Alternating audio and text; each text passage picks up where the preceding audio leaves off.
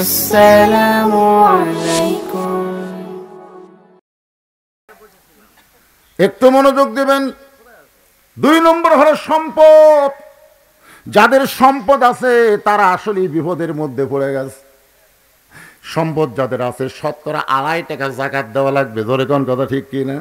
যদি ঠিক মতো দিবার না পারে, ওই যতই নামাজ পড়ুক রোজা করুক, ওর কোনো কিছু আল্লাহর দরবারে কবুল হবে না। আর কবরে যাওয়ার সাথে সাথে ওই টাকাগুলো সাফ হয়ে ওকে দংশন শুরু করবে। বিপদ আছে না নাই? এটা কি আমার কথা না আল্লাহর কথা? ইন্নামা আমওয়ালুকুম ওয়া আওলাদুকুম ফিতনা। নিশ্চয়ই তোমাদের সম্পদের সন্তান হলো বিপদের কারণ। হযরত আলী চিন্তায় পড়ে গেলেন, মন মসজিদের মধ্যে গেছে কিন্তু দেহ ঢুকাবার পারতেছে না এই ঘোড়ার কারণে। ঘোড়া বাঁধারও গাছ নাই, ধরারও কোনো মানুষ নেই। এমন সময় হযরত আলী দেখতেছে একজন আল্লাহর বান্দা রাস্তা দিয়ে আসতেছে। আলহামদুলিল্লাহ। এমন সময় হযরত আলী দেখতে পাই একজন আল্লাহর বান্দা কি আসতেছে, রাস্তা দিয়ে আসতেছে। হযরত আলী মনে মনে নিয়ত করছে, ওই বান্দারা যখন আমার কাছে আসবে আসা মাত্রই তাকে সালাম দেব। কি দিব? সালাম দিয়ে ওর হাতে ঘোড়াটা দিয়ে আমি 2 রাকাত নামাজ পড়বো, এই বিনিময়ে ওকে 2টা দিরহাম দিয়ে দিব। সুবহানাল্লাহ বলেন। এমনি এমনি না, একটু হাদিয়া দিব। লোকটা যখন সীমানার মধ্যে আইছে সঙ্গে সঙ্গে হযরত আলী সালাম দেয়। কথাবার্তা বলার আগেই সালাম দেওয়া। রাসূল বলেছেন আসসালামু ক্বাবলাল কালাম। কোনো কথাবার্তা বলা যাবে না, কথার শুরুতেই সালাম দিয়ে শুরু করা লাগবে। এটা কার হাদিস?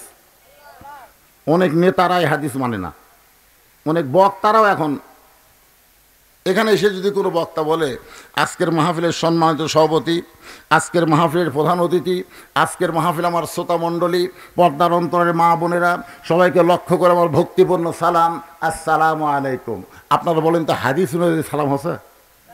কেন হয়নি? কারণ আগে অনেকগুলো কথা কছে, জোরে কোন কথা ঠিক কি না, তারপরে সালাম মারছে। কেউ যদি আমাকে বলে হুজুর আসসালামু আলাইকুম, হবে? কেন হবে না? কারণ আগে হুজুর কছে। কেউ যদি বলে হাজী সাহেব আসসালামু আলাইকুম, হবে না, কারণ আগে হাজী সাহেব কইছে। আপনারা বলেন তো আগে সালাম না আগে হাজী সাহেব? আগে সালাম দেওয়া হাজী সাহেব, আসসালামু আলাইকুম হাজী সাহেব, আসসালামু আলাইকুম হুজুর, চলবে। এখন যদি বলেন, কেউ যদি বলে ইয়া নবী সালামু আলাইকা, হবে? কথা কন না কেন? হবে? কেন হবে না? কারণ আগে ইয়া নবী কয়া পরে সালাম মারছে। আমি যতবার মদিনাত গেছি আমি প্রত্যেকটা মানুষকে নবীর রওজায় সালাম দেওয়া শুনেছি এবং আমিও দিয়েছি। যারা হজ করেছেন তারা সবাই জানেন কীভাবে সালাম দেয়। আসসালামু আলাইকা ইয়া রাসূলাল্লাহ, আসসালামু আলাইকা ইয়া হাবিবাল্লাহ, আসসালামু আলাইকা ইয়া নবী আল্লাহ। জোরে কোন সুবহানাল্লাহ। তাহলে আগে কি সালাম? যে লোকটা সীমানার মধ্যে আইছে সঙ্গে সঙ্গে হযরত আলী সালাম দিয়েছে, আসসালামু আলাইকুম ইয়া আব্দুল্লাহ, রে আল্লাহর বান্দা তোমার প্রতি আল্লাহর রহমত বর্ষিত হোক। লোকটা বলতেছে ওয়ালাইকুম আসসালাম, আপনি কে হুজুর? লোকটা কি বলতেছে? ওয়ালাইকুম আসসালাম, আপনি কে হুজুর?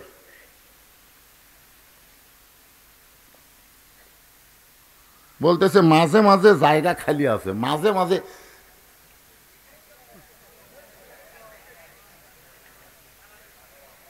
এই শোনেন, আমরা ছোটবেলায় ওই যখন হকার আসতো, হকার বোঝেন? আপনার হকার বোঝেন?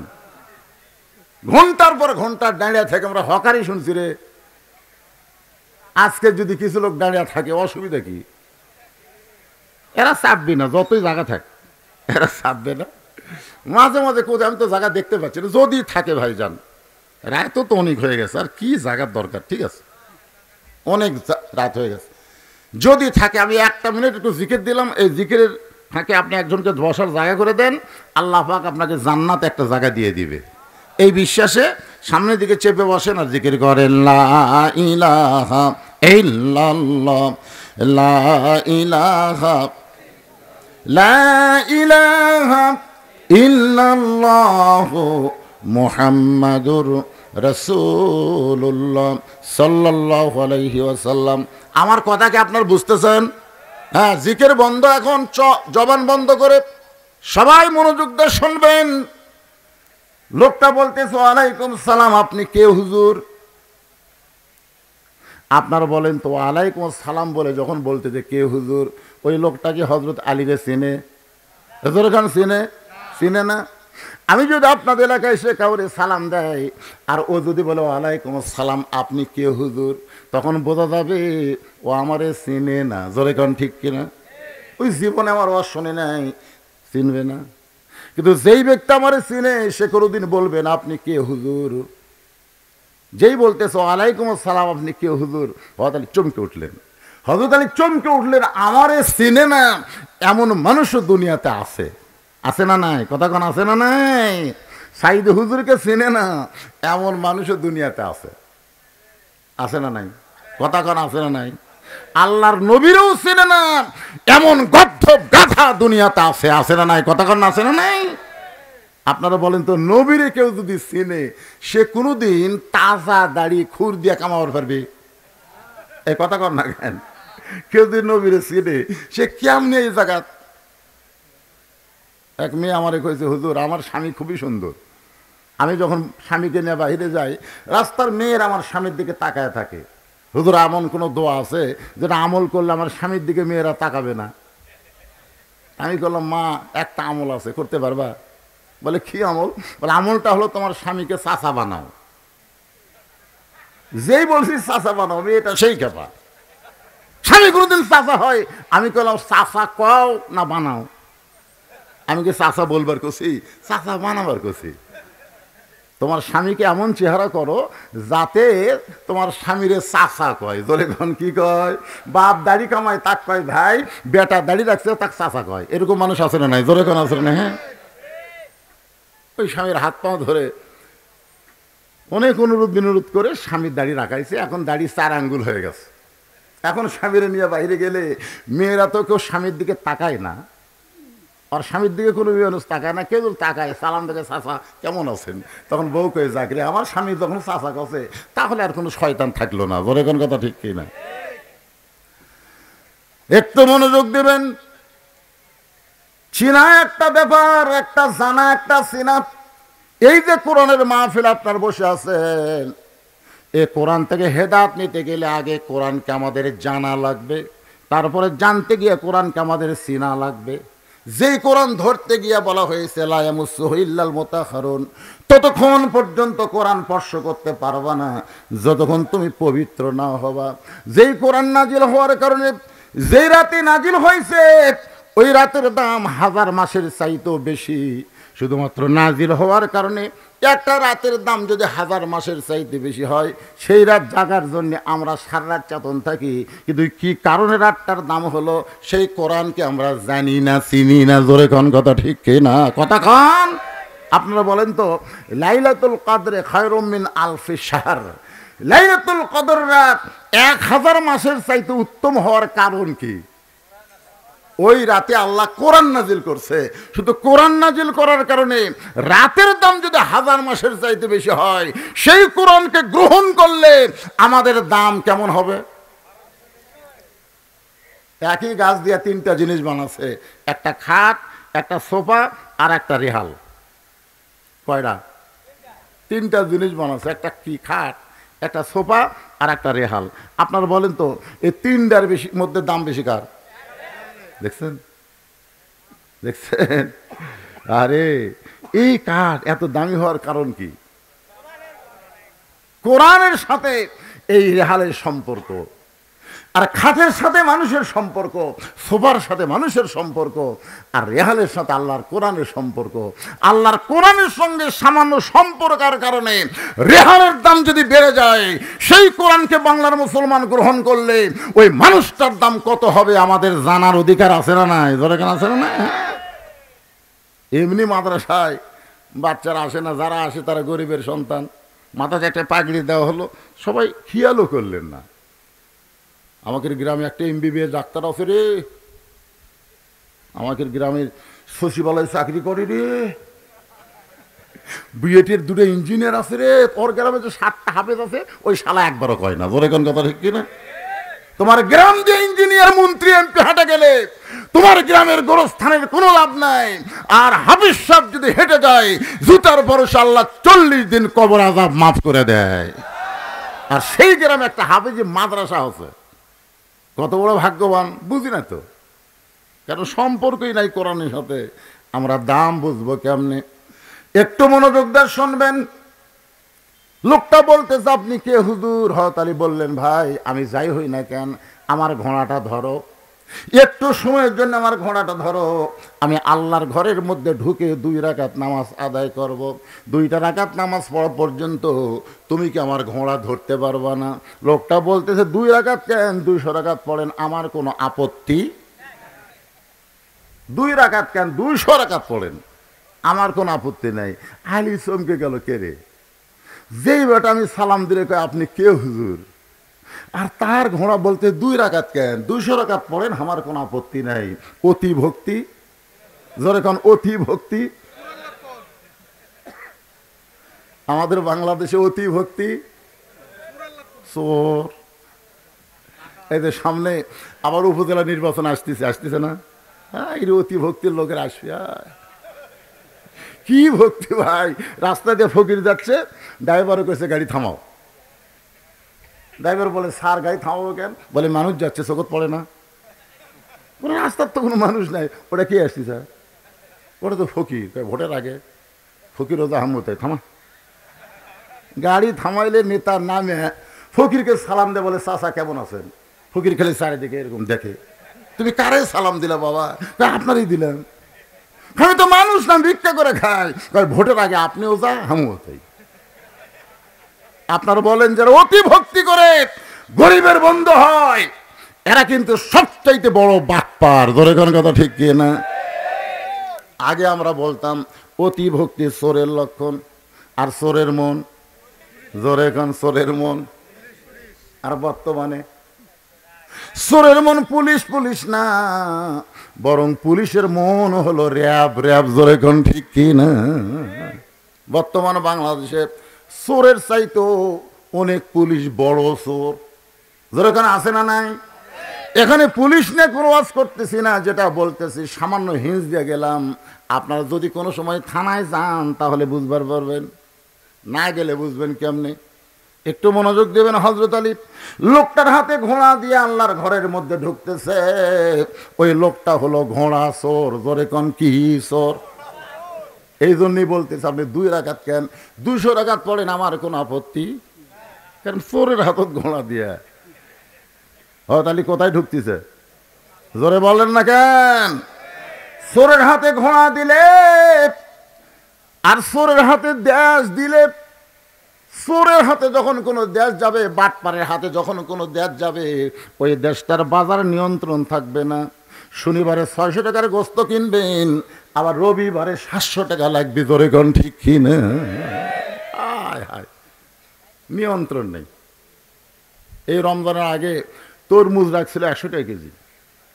আমি চিন্তা করলাম, রোজার মধ্যে আমার কয়েকটা মাহফিল ছিল, এক মাহফিলে বললাম ভাই তরমুজ হলো পচনশীল, খালি 7টা দিন খাওয়া বন্ধ করেন, দাম কমবি না, আর বাপ কমবি। জোরে কোন কথা ঠিক কিনা? আমার সে ওয়াজটা এত ভাইরাল হলো, কতগুলো বলতে হুজুর ঠিকই হয়েছিল, 7 দিন পর খাবো। 7টা দিন মানুষ তরমুজ কিনিনি। আরে ভাই একবারে 30 নেমে আছে। ডিমের দাম যখন বেড়ে গেল, আমি তখন বললাম ডিম হলো ঘুলানোর জিনিস। জোরে কোন কথা ঠিক কিনা? খালি 15 দিন খান না, ডিম দেখেন কিভাবে নামা আসে। এখন আমরা ভারত বয়কট করছি, আমরা ভারত বয়কট করছি। বাংলাদেশের মুসলমান ভারতীয় কোনো পণ্য কিনবে না। জোরে কোন কথা ঠিক কিনা? এখন আমরা ইসরায়েল পণ্যকে বয়কট করতেছি। ইসরায়েলের কোনো পণ্য কোনো মুসলমান কিনতে পারে না। ইসরায়েলের পেপসি, কোকা কোলা এইগুলো কেনার কারণে যেই টাকা ইসরায়েল পায় সেই টাকা মুসলমানের রক্ত খায়। জোরে কোন কথা ঠিক কিনা? আর ভারত বয়কট করার কারণ হলো আমাদের 400 বছরের পুরাতন বাবরি মসজিদ ভাঙ্গা ওই জায়গায় ভারত রাম মন্দির বানাচ্ছে। আপনারা বলেন তো মন্দির বানানোর জায়গা কি ভারতে নাই? জোরে কোন আছে না নাই? কিন্তু মসজিদ ভাঙ্গা ওই জায়গায় মন্দির বানানোর কারণ হলো ভারত আর যাই হোক মুসলমানকে কোনোদিন দেখতে পারে, আর মুসলমান তার জীবনের চাইতেও মসজিদকে বেশি ভালোবাসে। একটু মনোযোগ শুনবেন। হযরত আলী ঘোড়া চোরের হাতে ঘোড়া দিয়া আল্লাহর ঘরের মধ্যে ঢুকতেছেন। আল্লাহর ঘরের মধ্যে যখন কোনো মুসলমান ঢুকবে নিজের ইচ্ছা মতো ঢুকতে পারবে না, আল্লাহর আইন অনুযায়ী ঢোকা লাগবে, নবীর তরিকা মোতাবেক ঢুকতে হবে। মসজিদের মধ্যে যখন ঢুকবেন, আপনারা ঢোকেন তো? ঢোকেন না? ঢোকেন? কে ঢোকে? আপনি ঢোকেন না আপনার দেহ ঢোকে? এ ভাই, একটু গুরুত্বপূর্ণ কথা। জোহরের নামাজ আদায় হচ্ছে। কিসের নামাজ? বাগদাদের কেন্দ্রীয় মসজিদ। ইমামের নাম হলো ফজল ইবনে আব্বাস। ইমামের নাম কি? ফজল ইবনে আব্বাস। হাজার হাজার মানুষ মুসল্লি, হুজুর নামাজ পড়াচ্ছেন, জোহরের নামাজ। ইতিমধ্যে মসজিদের বাহির থেকে পাগল বলতেছে, ইমাম মসজিদে নাই রে, ইমাম মসজিদে নাই।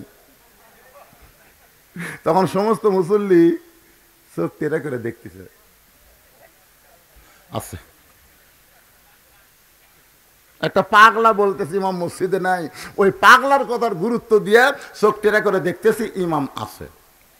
আপনার বলতে ইমাম না গেলে আপনি কি নামাজের নিয়ত করতেন?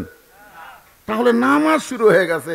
এরপরেও কেউ যদি বলে ইমাম নাই রে, ইমাম নাই, ওই বাহিরের লোকের কথা বিশ্বাস করা যাবে? জোরে করে যাবে? কারণ ও সারা তো বাইরে আছে। আজকে বাহিরের লোকেরা কে কি কয় সেইটা বিশ্বাস করার বিষয় না, বিশ্বাস করতে হবে যারা ভিতরে থাকে তাদের ভিতরে কি খেয়াল করে। জোরে কোন কথা ঠিক কিনা?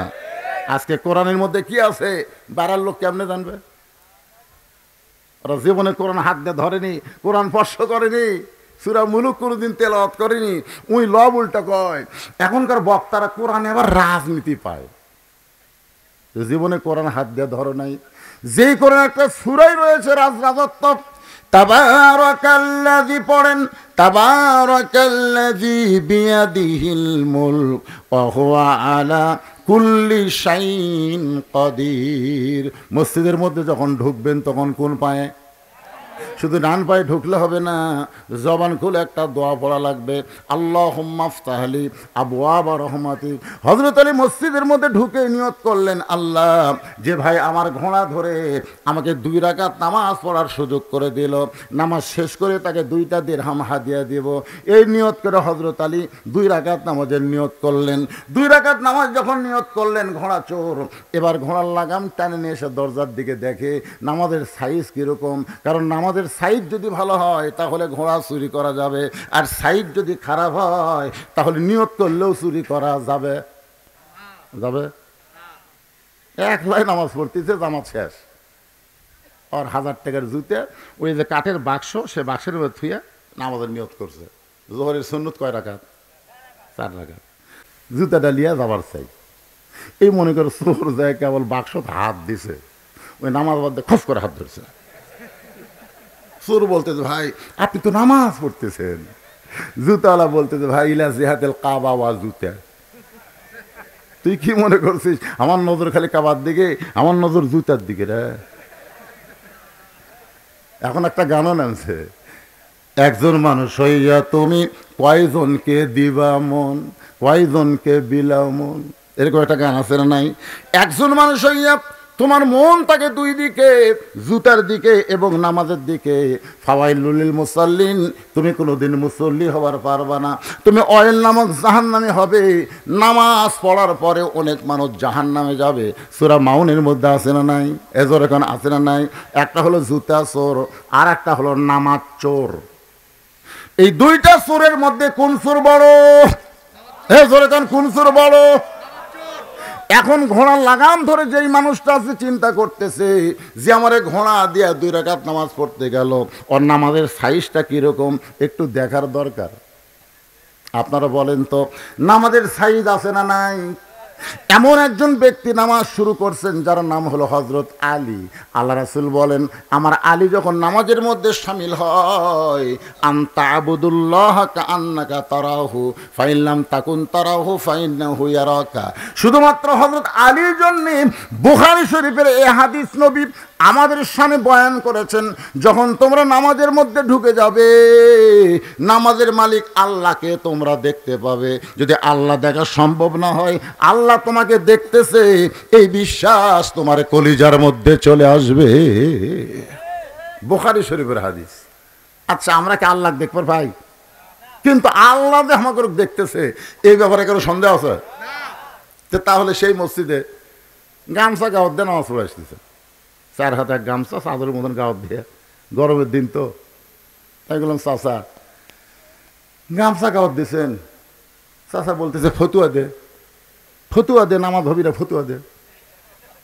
আমি বললাম, চাচা এত গরম হচ্ছেন কেন?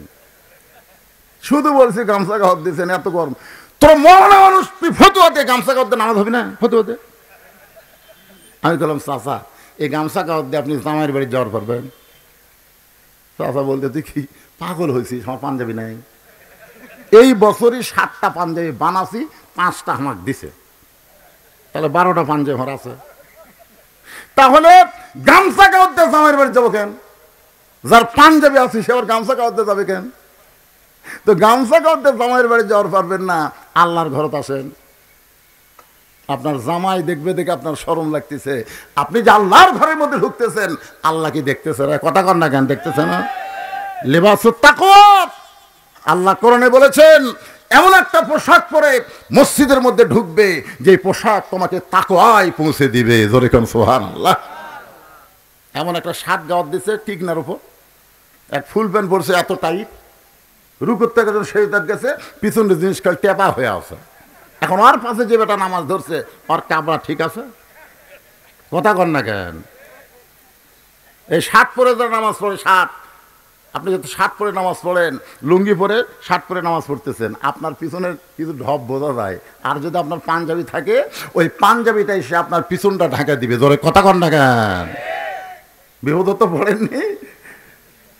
এখন আইপিএস দিয়ে বাতি চলে, কিন্তু ফ্যান তো আর চলে না। কারেন্ট যাওয়া যাওয়া শুরু করছিল, তো শেষদার জায়গায় যেমন দেখা যায়, এই জন্য আইপিএস দিয়েছে, সব ফ্যান চলে না, বাতি জ্বলে। স্ট্যান্ডার্ড লুঙ্গি পরে বেটা নামাজ পড়ে গেছে, তারাবির নামাজ তো বুঝতেছেন, লাফালাফি, কারেন্ট গাছ আর আসে না, উড়িয়াত ঘামে লুঙ্গি উড়ে লাগে গেছে। এরুকুর থেকে যেই শেষদার গেছে ফটকার লুঙ্গি ফেটে গেছে, ফেটে গেছে, ভিতরে লোক টাকা দেখে সব দেখা যায়। আপনারা বলেন ওর পরনে শার্ট না থাকে, যদি পাঞ্জাবি থাকতো, লুঙ্গি খুলে গেল, পিছনের লোকের কেবলা পরিবর্তন হতো না। ধরে কথা কর না কেন? তাহলে এখন মসজিদের মধ্যে গেঞ্জি গায়ে ঢুকবেন, শার্ট গায়ে ঢুকবেন, গামছা গায়ে যাবেন? আসসালাতু মিরাজুল মুমিনিন, আল্লাহ রাসূল বলেছেন নামাজ হচ্ছে মুমিনদের মেরাজ। জোরে কোন সুবহানাল্লাহ। আল্লাহ রাসূল বলেন, সাহাবীরা শোনো, আমার আলী যখন নামাজের মধ্যে যায়, তখন আল্লাহর মধ্যে নিজের মহব্বত অস্তিত্বকে বিলীন করে দেয়। এক জগ পানির মধ্যে এক মুষ্টি চিনি ঘন্টন মারলে ওই পানির মধ্যে চিনি যেমন বিলীন হয়ে যায়, শত চেষ্টা করলে চিনির পানির মধ্যে খুঁজে পাওয়া যায় না। আলী যখন নামাজের মধ্যে শামিল হয়, তখন নিজের অস্তিত্ব পর্যন্ত ভুলে যায়। সুবহানাল্লাহ করে কন। একটা প্রমাণ হলো এক জিহাদের ময়দানে হযরত আলীর পিছন দিকে তীর ঢুকেছিল, তীর।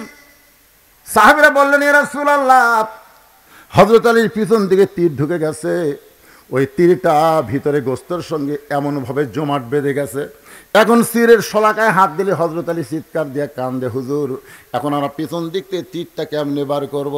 আল্লাহ রাসূল কিছুক্ষণ মাথায় হাত দিয়ে কান্না শুরু করলেন। সাহাবীরা, হুজুর কান্দার কারণ? রাসূল বলেন, আলীর সামনের দিক থেকেও মারতে পারে, কিন্তু পিছন দিক থেকে মারলো কে? প্রত্যেকটা জিহাদের ময়দানে হযরত আলী হচ্ছেন সেনাপতি। ধরে কোন কি? সেনাপতি থাকে সামনে, পিছনে থাকে মুসলমান সৈন্য। তাহলে আলীকে কেউ যদি মারে, পিছন সামনের দিক থেকে মারবে, পিছন দিকে তীর মারলো কে? আল্লাহ রাসূল চিন্তায় পড়ে গেলেন, কে মারলো? আসলে মুসলমানকে মারার জন্যে মুনাফিকরাই 1 নম্বর। জোরে কোন কথা, ঠিক কথা কন না কেন? কারণ কাফের বেঈমানদের বিরুদ্ধে একটা রব উঠে গেছে, যে জিহাদের ময়দানে আলী থাকে ওই যুদ্ধে মুসলমানের পরাজয় হবে। এখন ইসলামকে সাইজ করতে গেলে আলীকে সাইজ করা লাগবে। তো আলীরে সাইজ করলে কেমনে করা যাবে? বলে, আমাদের কাফেরদের মধ্যে 2-4 জন মুসলমান সাজা লাগবে, সাজা মুসলমান সাজে জিহাদের ময়দানে আলীর সাথে পিছনে থেকে পিছন দিক থেকে মারা লাগবে, সামনের দিক থেকে মারা ওকে ঘায়েল করা যাবে না। আজকে আমাদের বাংলাদেশে পিছন দিক থেকে মারার চেষ্টা চলতেছে। আজকে সুদ নিয়ে, ঘুষ নিয়ে, পর্দা নিয়ে কোনো কথা নাই। আজকে কতগুলা ঘন্টা পড়া শেখ তারা তারাবির রাকাত নিয়ে আজকে সমাজের মধ্যে ফিতনা করতেছে। জোরে কথা কন না কেন?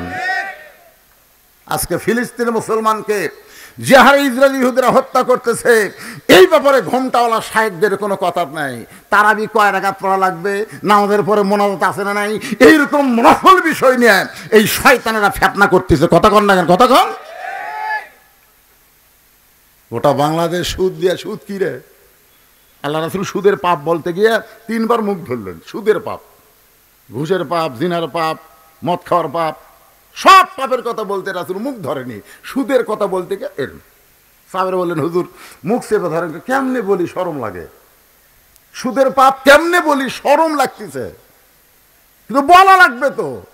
সুদের সবচাইতে বড় পাপ হলো আল্লাহর সাথে যুদ্ধ করা, নিম্ন পাপ হলো নিজের গর্ভধারীর মাকে বিয়ে করে জিনা করা। বাংলাদেশের কোনো পাগল তার মা বিয়ে করবি? এ কথা কান করবি? আর যে সুদের 1 টাকা খায়, নিজের মায়ের সঙ্গে 42 বার জিনা করার গুনাহ হয়।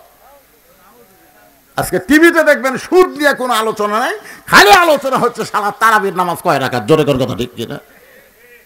আমাকে একজন বলছে, হুজুর আমাদের গ্রামে 2 মসজিদ আছে, 8 রাকাত আছে, 20 রাকাত আছে, কোনটার যাবো? এখন তোর যেটা ভালো লাগে সেটা যা। 8 রাকাত সংখ্যার দিক দিয়ে ভালো লাগে, কিন্তু শালাকে নামাজ এত ঢিলে, হুজুর 1.5 ঘন্টা লাগে। আর 20 রাকাত সংখ্যা বেশি, কিন্তু এত তাড়াতাড়ি হয়, 40 মিনিটই মোনাজাত, মানে সব শেষ। তাহলে যা, যে তোর মন চায় ওই 20 রাকাতে যায়, লাফাবার যায়। ধরে কেন কি করবার যায়? এত জোরে ইমাম সাহেব সূরা ফাতিহা কথা, বুঝলেন? এখানে কান্দের ফেরেশতারা কলম ধরে আছে। আল্লাহ কয়, কে রে লিখিস না কেন? কি করলো হুজুর? সূরা ফাতিহার নামে যে কি করলো আমরা তো বুঝবারই পারল না, লেখমু কি? দলিল মানে ধরতেই শেষ, ফেরেশতা লেখার আগে সূরা ফাতিহা শেষ। আপনারা জানেন সূরা ফাতিহা কি? সূরা ফাতিহা হলো উম্মুল কোরআন, কোরআনের জননী। গোটা কোরআনে যা আছে সূরা ফাতিহার মধ্যে আল্লাহ তাই দিয়ে দিয়েছে। জোরে কোন সুবহানাল্লাহ। সবচাইতে বড় মোনাজাত হলো সূরা ফাতিহা। সূরা ফাতিহার এক নাম হলো সূরা কানজ, খুনি। আল্লাহর কাছে যদি কিছু পাবার চান সূরা ফাতিহার মাধ্যমেই চাওয়া লাগবে। এখন আমরা ফকিরের এক ধনীর দরজা যা ভিক্ষা করতেছি, ভিক্ষা দাও, ভিক্ষা দাও, ভিক্ষা দাও, ভিক্ষা দাও, ভিক্ষা দাও, ভিক্ষা দাও, ভিক্ষা দাও। বাড়ি এলাকায় ক্যারি ভিক্ষা পায় না, মিছিল করে রে। বার হেসে বলতেছে, তুই কি চাই? ভিক্ষা দাও, ভিক্ষা দাও, ভিক্ষা দাও, ভিক্ষা দাও। মানে এত ফোর্সে করছে। আপনারা বলেন তো, বাড়িওয়ালা ভিক্ষা দিবি না পিটন দিবি? ভিক্ষা যদি চাস ফকিরের মতন চাত। মা চারালিপ, বাবা 6 আলিফ, 2 দিন হলে না খেয়ে আসি, দয়া করে আল্লাহর হস্তে আমাকে একটু ভিক্ষা দাও। তুমি ফকির হইয়া মানুষের দরজায় ভিক্ষা চাইতে পারো 4 আলিফ 6 আলিফ টান দিয়ে, আর সূরা ফাতিহা আল্লাহর কাছে ভিক্ষা চাইতেছো, এত ফোর্সে বললে হবে না। অন্তত স্বাভাবিকভাবে সূরা ফাতিহা তেলাওয়াতের দরকার আছে না নাই? কথাটা বলতেছি বড় দুঃখ নিয়ে। রমজান মাস আসলেই দেখবেন অনেকের এই ফতোয়াবাজি শুরু হয়ে যায়। এক ফতোয়াবাজি করতে গিয়ে এক শায়েখ বলেছে, শবে বরাত রাত যে ইবাদত করবে, ইবাদত না করে ব্যবসাখানায় কাটানো ভালো। যারা নাউজুবিল্লাহ করবেন না, তার কি মনে হয় জবান নাই? আচ্ছা, ব্যবসাখানায় রাত কাটানো কোনোদিন ভালো হতে পারে? শবে বরাত মানুষ কোথায় পালন করে? মসজিদের মধ্যে রাত কাটানোকে ব্যবসাখানার সাথে তুলনা করে। এরাও আমাদের বাংলাদেশের মুসলমান শায়েখ। জোরে কোন কথা ঠিক কিনা? এই কয়েকদিনে এক শালা কইল 26 তারিখ দিবাগত রাত এটা নাকি বেদাত। মাথা থাকে? হাই রে হাই। একটু মনোযোগ দেবেন। হযরত আলী এমন ভাবে পিছন থেকে তীর ঢুকে গেছে, এখন তীরের সরাকা ধরি চিৎকার দেয়। সাহাবেরা বললেন, হুজুর তাহলে তীরটাকে আমরা বের করব না? রাসূল বললেন, তীর বের করতে গেলে আলীকে নামাজের মধ্যে ঢুকতে হবে। নামাজের মধ্যে যখন ঢুকে যাবে ওই সময় তোমরা তীর বের করো, কারণ আলী যখন নামাজের মধ্যে থাকে তখন আল্লাহ দুনিয়ার কোনো খেয়াল তার কলিজার মধ্যে রাখে না। সুবহানাল্লাহ, জোরে কোন। হযরত আলী সেই মহব্বতে মসজিদে ঢুকে 2 রাকাত নামাজের নিয়ত করেছেন। এমন সময় ঘোড়া চোর দেখতেছেন আমাদের সাইজ ভালো, খালি ঘোড়া কেন, গোটা দুনিয়া নিয়ে গেলেও বুঝতে পারবি না, এই মনে করে ঘোড়া লাগাম ধরে টানতেছে, কিন্তু ঘোড়া নড়ে না। ঘোড়া কি হয়? কারণ ঘোড়া হযরত আলীরে চিনে, কিন্তু এই চোর চিনে না। হযরত আলী যে ঘোড়ার উপর চলাফেরা করতো, ওই ঘোড়ারও কিন্তু কবর আছে জানেন। হযরত আলী যে তরবারি ব্যবহার করত, সেই তরবারি এখনো মদিনা মিউজিয়ামে আছে। ওসমান গনি যেই কোরআন পড়তে পড়তে, যেই কোরআন নিজের হাতে লেগেছে, নিজের হাতে কোরআন লেগেছে এবং কোরআন পড়ার সময় তাকে হত্যা করা হয়েছে, ওসমান গনির দেহের রক্ত সহ ওই কোরআনটা আজও মদিনায় রয়েছে। বাজানগো, হযরত আলী নামাজের মধ্যে শামিল। এমন সময় ঘোড়া চোর ঘোড়ারে টানে, কিন্তু ঘোড়া নড়ে না। অনেকক্ষণ টানার পরে যখন ঘোড়া নড়ে না, তখন চোর বলতেছে, শালা নিয়ত করলাম চুরি করার নিয়তে, এই তো নড়তেছে না, কি করি? চোর ঘোড়ার লাগাম নিয়ে যখন চলে যাই, ঘোড়া পারলাম না, কিন্তু ঘোড়ার লাগাম তার ঘোড়ার মুখে রাখতে পারি না। রাগ করে যখন ঘোড়ার লাগাম নিয়ে চলে যায়, এমন সময় হযরত আলী 2 রাকাত নামাজ শেষ করে আল্লাহর ঘর মসজিদ থেকে বের হচ্ছেন। আপনারা বলেন তো, বের হওয়ার সময় তাড়াতাড়ি বের হবে না ধীরে ধীরে? এতক্ষণ আপনি যেই জায়গায় ছিলেন, ওই জায়গায় হলো রহমত। যতক্ষণ মসজিদের মধ্যে ছিলেন, ততক্ষণ আল্লাহ রহমত আপনার ভিতর অবারিত নাজিল হয়েছে। যখন বের হবেন, তখন আপনি মনে মনে আফসোস করে বলবেন, আল্লাহ, তোমার ঘরের মধ্যে ঢুকছিলাম, ঘর থেকে বের হচ্ছে, আবার ঘরের মধ্যে ঢুকতে পারবো কিনা? সে হায়াত হয়তো আমার নাও হতে পারে, এই বের হওয়ায় হয়তো জীবনের শেষ বের হতে পারে। এই জন্য আফসোস করে বলতে হবে, আল্লাহুম্মা ইন্নী আসআলুকা মিন, আপনার পড়েন না, আল্লাহুম্মা ইন্নী আসআলুকা মিন ফাদলিক। হযরত আলী মসজিদ থেকে বের হওয়ার পরে হাতের মধ্যে 2টা দিরহাম নিয়ে, 2টা টাকা নিয়ে ঘোড়ার দিকে রওনা দিলেন। ঘোড়ার কাছে গিয়ে দেখে ঘোড়া আছে, কিন্তু ঘোড়া ধরার মানুষ নাই, ঘোড়ার মুখেও লাগাম নাই। ঘোড়া ধরার মানুষ নাই এবং ঘোড়ার মধ্যে লাগাম নাই। এখন হযরত আলী পড়েছেন বেকায়দায়। আপনারা বলেন তো, মোটর সাইকেলের যদি ব্রেক না থাকে, সে যতই দামি মোটর সাইকেল হোক যাবে? আর এখনকার ব্রেক তো হাইড্রোলিক। এক ছেলে দেখি মোটর সাইকেল নিয়ে এরকম, পিছনের চাকা মোটা, নাম নাকি R15। আমি বললাম, বেটা, এই হারে গাড়ি চলালে অ্যাক্সিডেন্ট করবি রে? না হুজুর, হাইড্রোলিক, খালি ইশারা মারলি ব্রেক। ওটা বলে ধরাও লাগে না, ইশারা, খালি ইশারাতে ব্রেক হয় হুজুর। এই বছর ঈদুল ফিতর দিনে 17 জন মোটর সাইকেল আলাম করছে, আপনারা জানেন না? 17 জন মরার খবর আমি পাইছি। এই গাড়ি চালাতে চালাতে 17 জন মরছে। এক বাপ ছেলে লাশ লিবার যায়, দেখে এক বেটি ছোল সব মরছে। ঘরে ওই বেটি ছোল, ওর বেটার বল হয়, বেটার বিয়ে হয়নি, তখন বাপ আর লাশ নেয়নি। জনগণ বলতেছে, আপনার শালা পুরা শয়তান, এর পিছনে মেয়েটা মরল, শালাকে। যুবক, কি করতিস? ব্রেক ছাড়া মোটর সাইকেল যেমন, লাগাম ছাড়া ঘোড়া তেমন। এখন হযরত আলী দেখে ঘোড়া ধরার মানুষ নাই, ঘোড়ার মুখে লাগাম নাই। এখন লাগামহীন ঘোড়ার পিঠে চড়ে আল্লাহ রাস্তায় দাওয়াতের কাজ করতে যাবেন।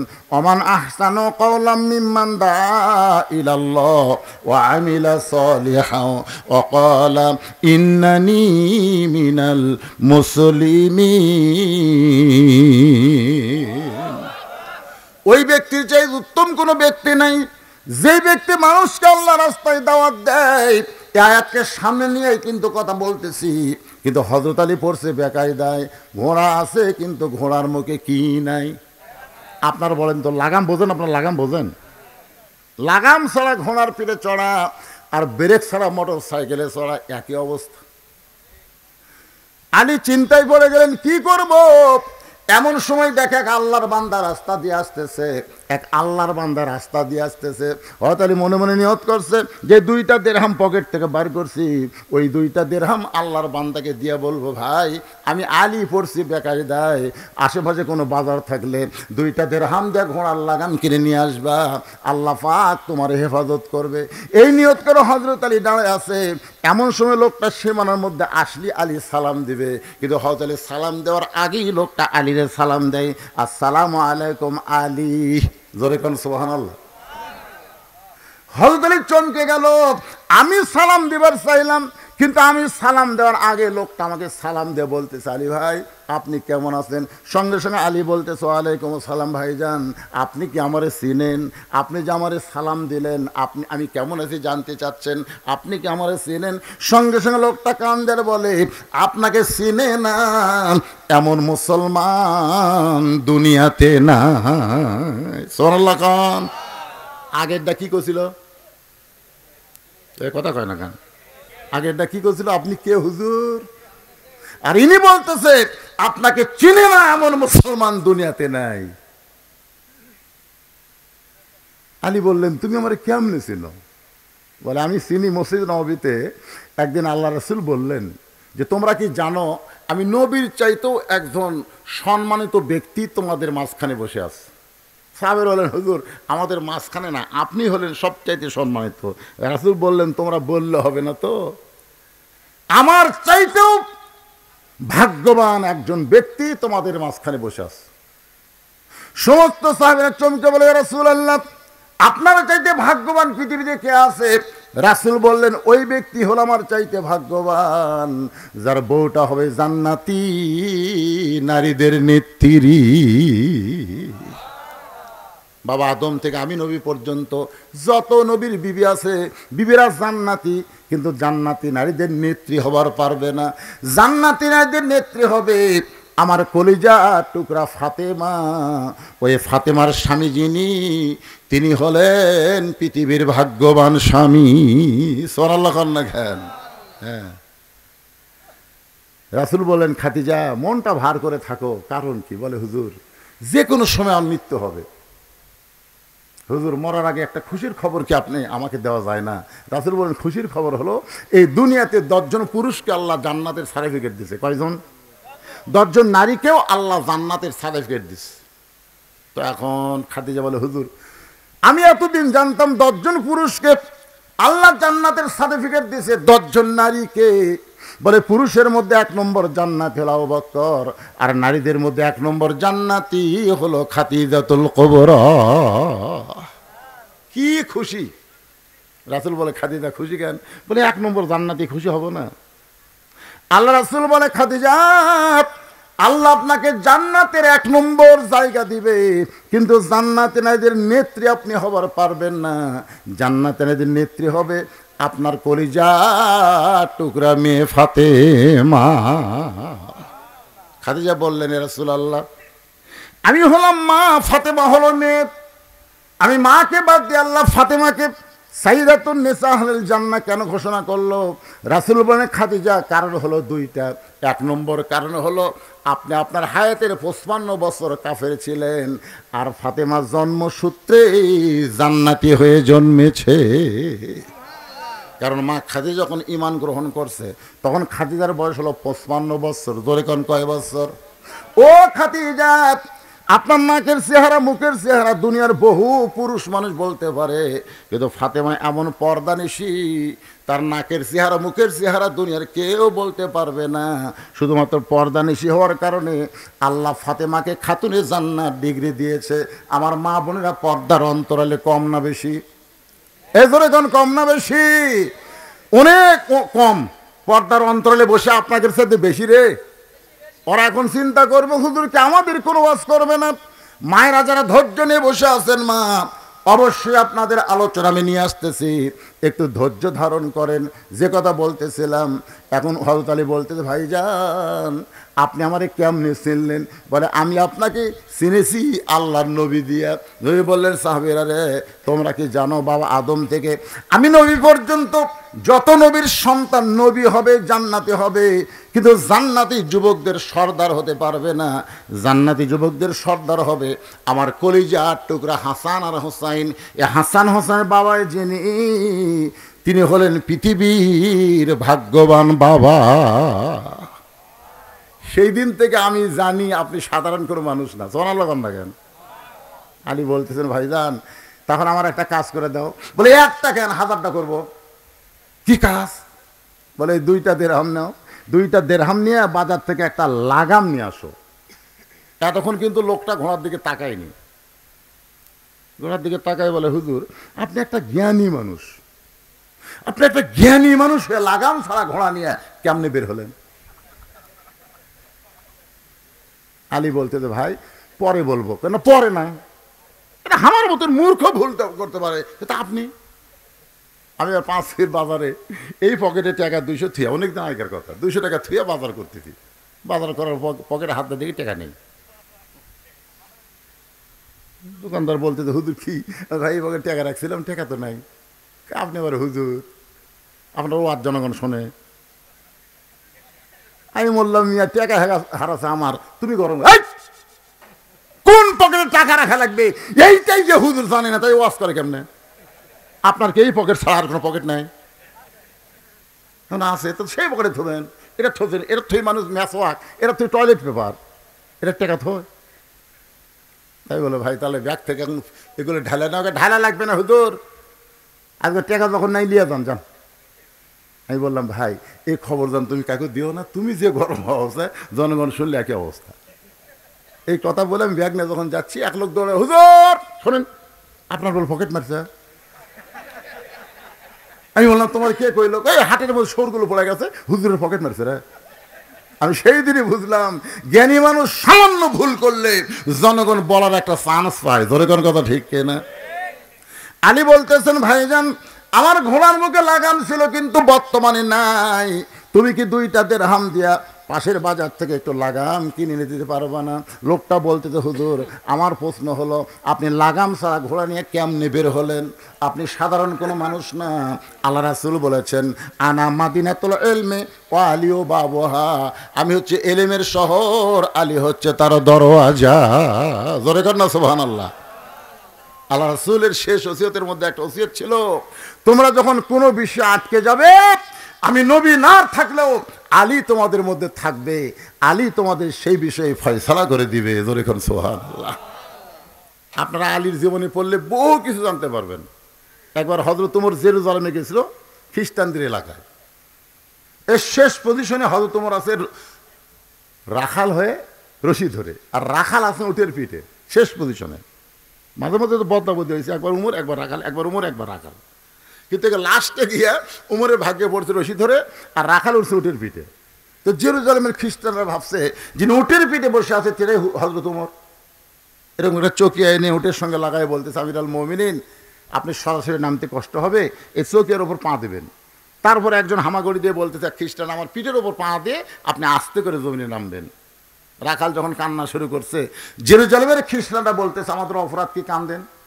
বলে অপরাধ তোমাদের কিছু না, তোমরা আসলে চিনতেই পারতেছো না, আমি হযরত ওমর নই, আমি হলাম একজন রাখাল, আর যিনি জমিনে রশি ধরে দাঁড়িয়ে আছেন তিনি হলেন হযরত ওমর।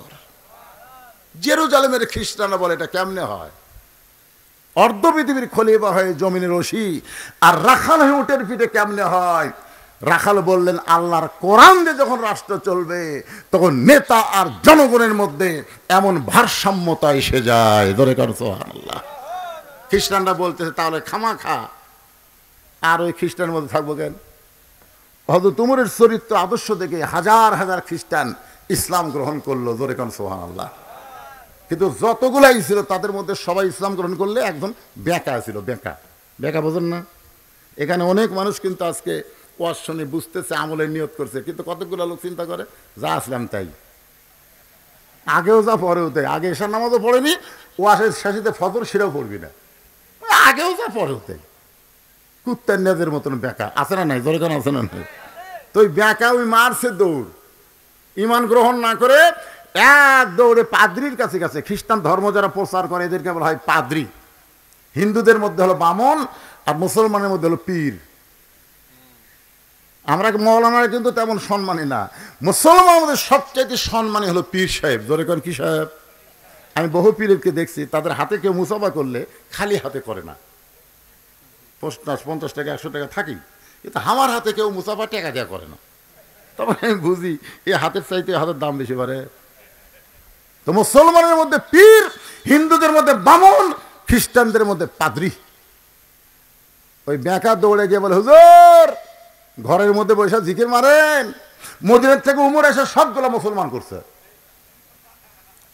পাদ্রি খুব চালাক চতুর মানুষ, এক দৌড়ে গিয়ে বলে, ওমর আমিও তোমার হাতে মুসলমান হওয়ার চাই। ওমর ফারুক বললেন, আপনার মতন মহান ব্যক্তি যদি ঈমান গ্রহণ করে, ইসলামের প্রতি চলা বড় সহজ হয়ে যাবে।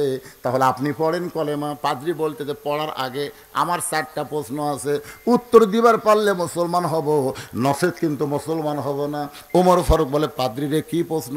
বলে 1 নম্বর প্রশ্ন হলো, পৃথিবীর এমন কোন জায়গা সূর্যের আলো একবার পড়েছে কিয়ামত পর্যন্ত ওই জায়গায় সূর্যের আলো পড়বে না, ওই জায়গার নাম বলতে হবে। এই ওমর, আমার 2 নম্বর প্রশ্ন হলো, পৃথিবীর এমন কোন কবর যেই কবরটাও জীবিত, কবরের মধ্যে লাশটাও জীবিত, ওই কবর এবং লাশের নাম বলতে হবে।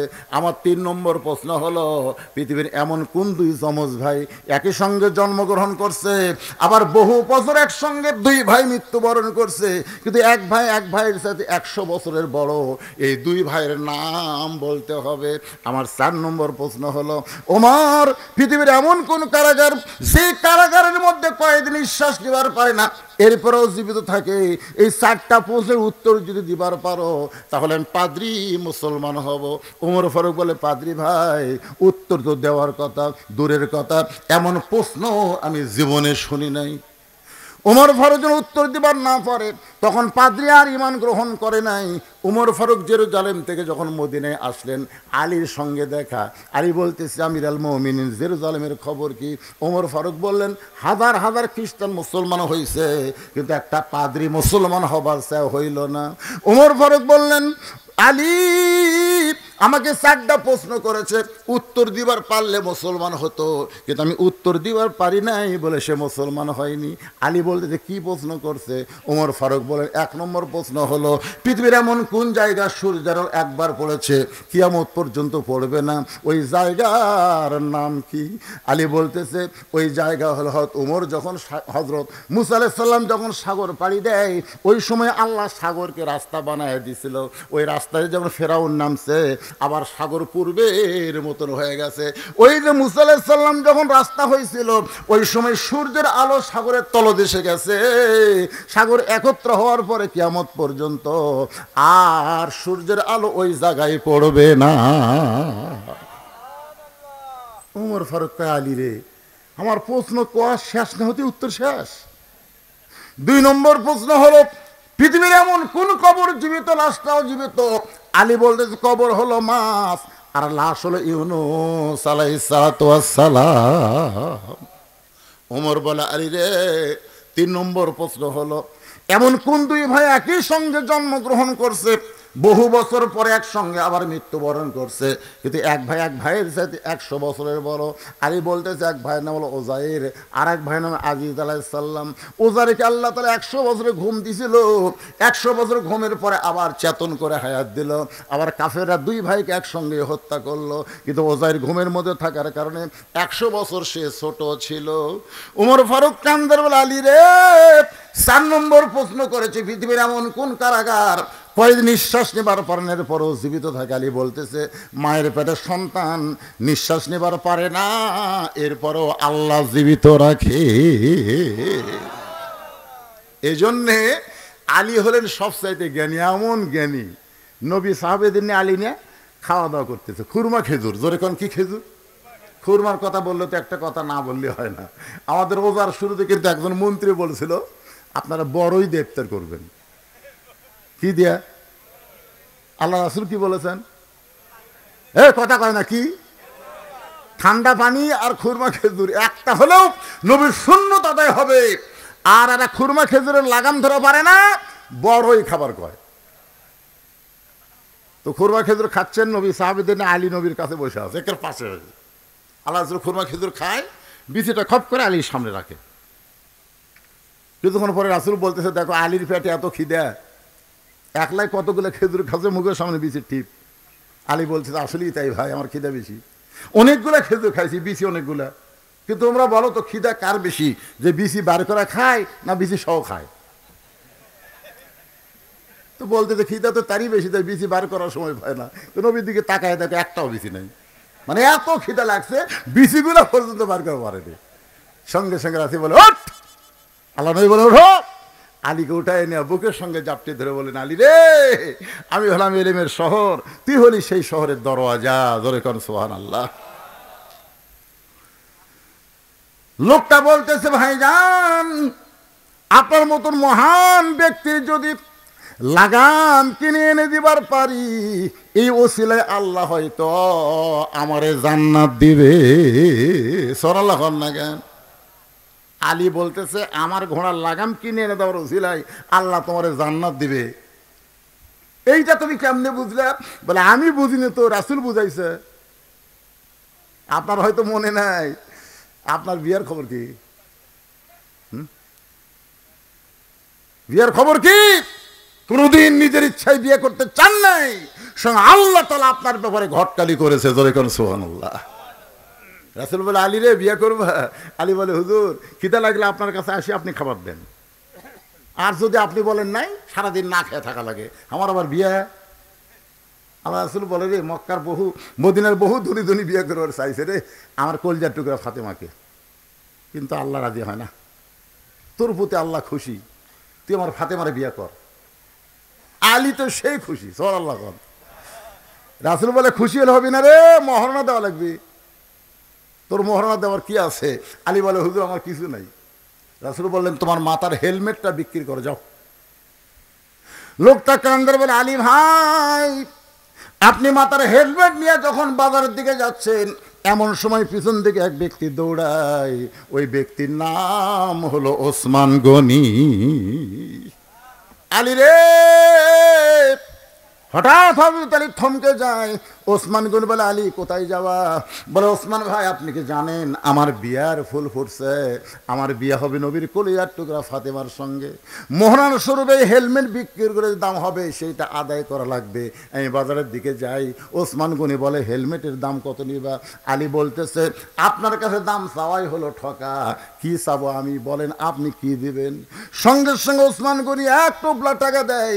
আলী হেলমেট দিয়ে টোপলা নিয়ে যখন দৌড় মারতেছে, ওসমান গনি বলে, আলী রে, কি দিলাম টোপলায়, একটা বার কি গুনাহ দেখবা না? আলী বলতেছে, এক মুসলমান আর এক মুসলমানকে কোনোদিন ঠকাই না।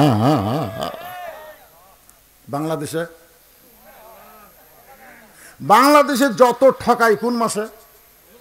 কথা কন না কেন? কোন মাসে? হায় হায়, এত ঠকায়। কিন্তু হযরত আলী বলতেছে, এক মুসলমান আর এক মুসলমানকে কোনোদিন ঠকায় না। ওসমান গনি বলে, গুনে দেখা সুন্নত। গুনে দেখে কি? আলী গুনে দেখলেন 480 দিরহাম। আলী কান্দেল, ওসমান ভাই, একটা সাধারণ হেলমেটের দাম কি কোনোদিন এত হয়? ওসমান গনি বলে, আলী রে, গোটা পৃথিবী বিক্রি করে দিলেও আসাদুল্লাহ গালিবের হেলমেট কেউ কিনতে পারবে না। তোমার হেলমেট কেউ মাথায় দেওয়ার পারবে? তোমার হেলমেট তোমার আমি দিয়ে দিলাম। সঙ্গে সঙ্গে আলী কান্দে, ওসমান ভাই, আজকের এই বিপদের দিনে আবার হেলমেট কিনলেন, আবার হেলমেট আমারে দিলেন, কারণ কি? ওসমান কান্দের শুধুমাত্র জান্নাতের আশা। ওসমানের মতন মহান ব্যক্তি যদি আপনার বিবাহের সময় হেলমেট কিনে আবার হেলমেট ফেরত দেয় জান্নাতের আশায়, তাহলে আপনার ঘোড়ার লাগামটা আমি কিনে দেব কেবলমাত্র জান্নাতের আশায়। আমাদের জান্নাতের দরকার আছে না নাই?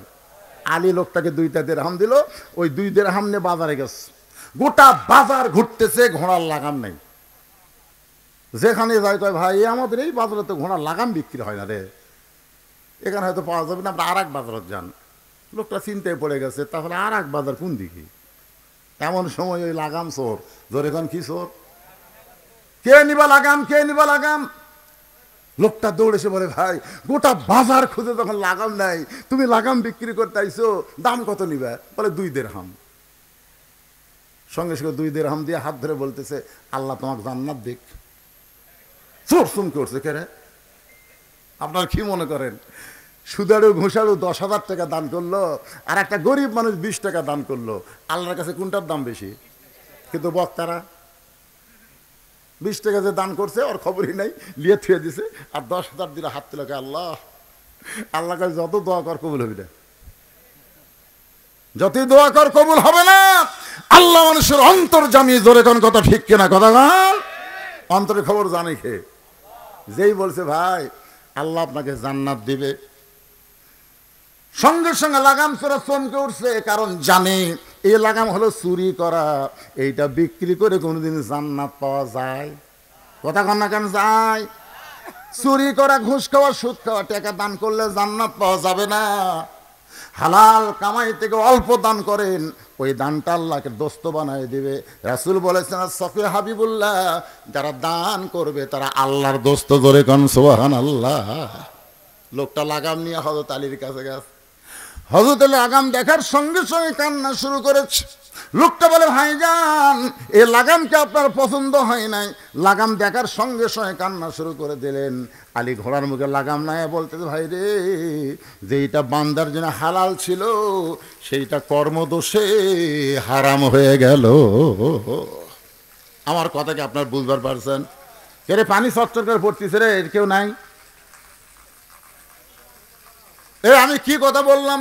যেইটা বান্দার জন্য কি ছিল, হালাল ছিল, সেইটাই কর্মদোষে হারাম হয়ে গেল। আপনি যতই চেষ্টা করেন, 5 তলা 7 তলা 10 তলা বিল্ডিং বানান, আপনি গুদামজাত যতই খাদ্য করেন, ব্যাংকে লক্ষ লক্ষ কোটি টাকা কামাই করলেন, আপনি বলেন তো আপনার রেজেকের বাইরে কি আপনি খেতে পারবেন? কথা কন না কেন? আপনার যতটুকু শান্তি আল্লাহ দুনিয়াতে দিছে, তার সাথে বেশি শান্তি আপনি করতে পারবেন? 3 তলা 4 তলা বানায়, গেটের দরজার যখন চাবি লাগায়, জাপানি চাবি, চাবি লাগার পরে টানতেছে, ঘরের মধ্যে যায়, সিটকে তুলে দেয়, আবার ঘুমের বড়ি খায়, ঘুমাবার চায়, তারপরে শান্তি নেই, চোখ লাটার মতন করে থাকে। বউকে, কে গো, গেটের তালে দিলে, ঘরত সিটকি দিলে, আবার ঘুমের বড়ি খেলে, আবার এসি দিয়ে তুমি, তাও ঘুম ধরে না। কিছুক্ষণ পরে একটা নাক ডাকার শব্দ আসতেছে। কে রে? আমার ঘুম ধরে না, আমার বাড়ির আশেপাশে লাখ ডাকে, কে রে? ওই বারান্দাতে এসে তাকায় দেখে ওর গেটের কাছে একটা ভুটভুটির তেল ফুরে গেছে। ওই ভুটভুটি এখন বাড়ির নাও যায়, ওই ভুটভুটির উপরে লাখ ডাকে ঘুম পাড়তেছে। দেখছেন, 3 তলা বাড়ি আছে, কিন্তু শান্তির ঘুম আল্লাহ কাড়ালিস। ওর বাড়ি নেই, রাস্তার মধ্যে ভুটভুটির উপর লাখ ডাকে ঘুমায়। কি একজনের সামনে 10 আইটেমের খাওয়া, ওই খালি দেখতেছে আর চিন্তা করতেছে, ওটার মধ্যে ডায়াবেটিস বেশি, এর মধ্যে হার্ট অ্যাটাকের সম্ভাবনা আছে, না দরকার নেই। এলু ছানা আছে, এলু ছানা সাইডে। আর ড্রাইভার কয়, আমার দে খাওয়া, কাক কয় তোকে দেখে দেবো, জোরে কোন কথা ঠিক ছিল। ড্রাইভারের সামনে তখন দিতে সমানে মারতেছে, ওই খালি দেখার কয়, ভাই রে, আমার টাকা আছে খাওয়া নাই, আর তোর টাকা নাই খাওয়া আছে। সুবহানাল্লাহ কর না কেন? শান্তি দেওয়ার মালিককে। শান্তি যদি চান, এরকম কোরআনের মাদ্রাসাকে আপনার এলাকায় জিয়ায় রাখতে হবে।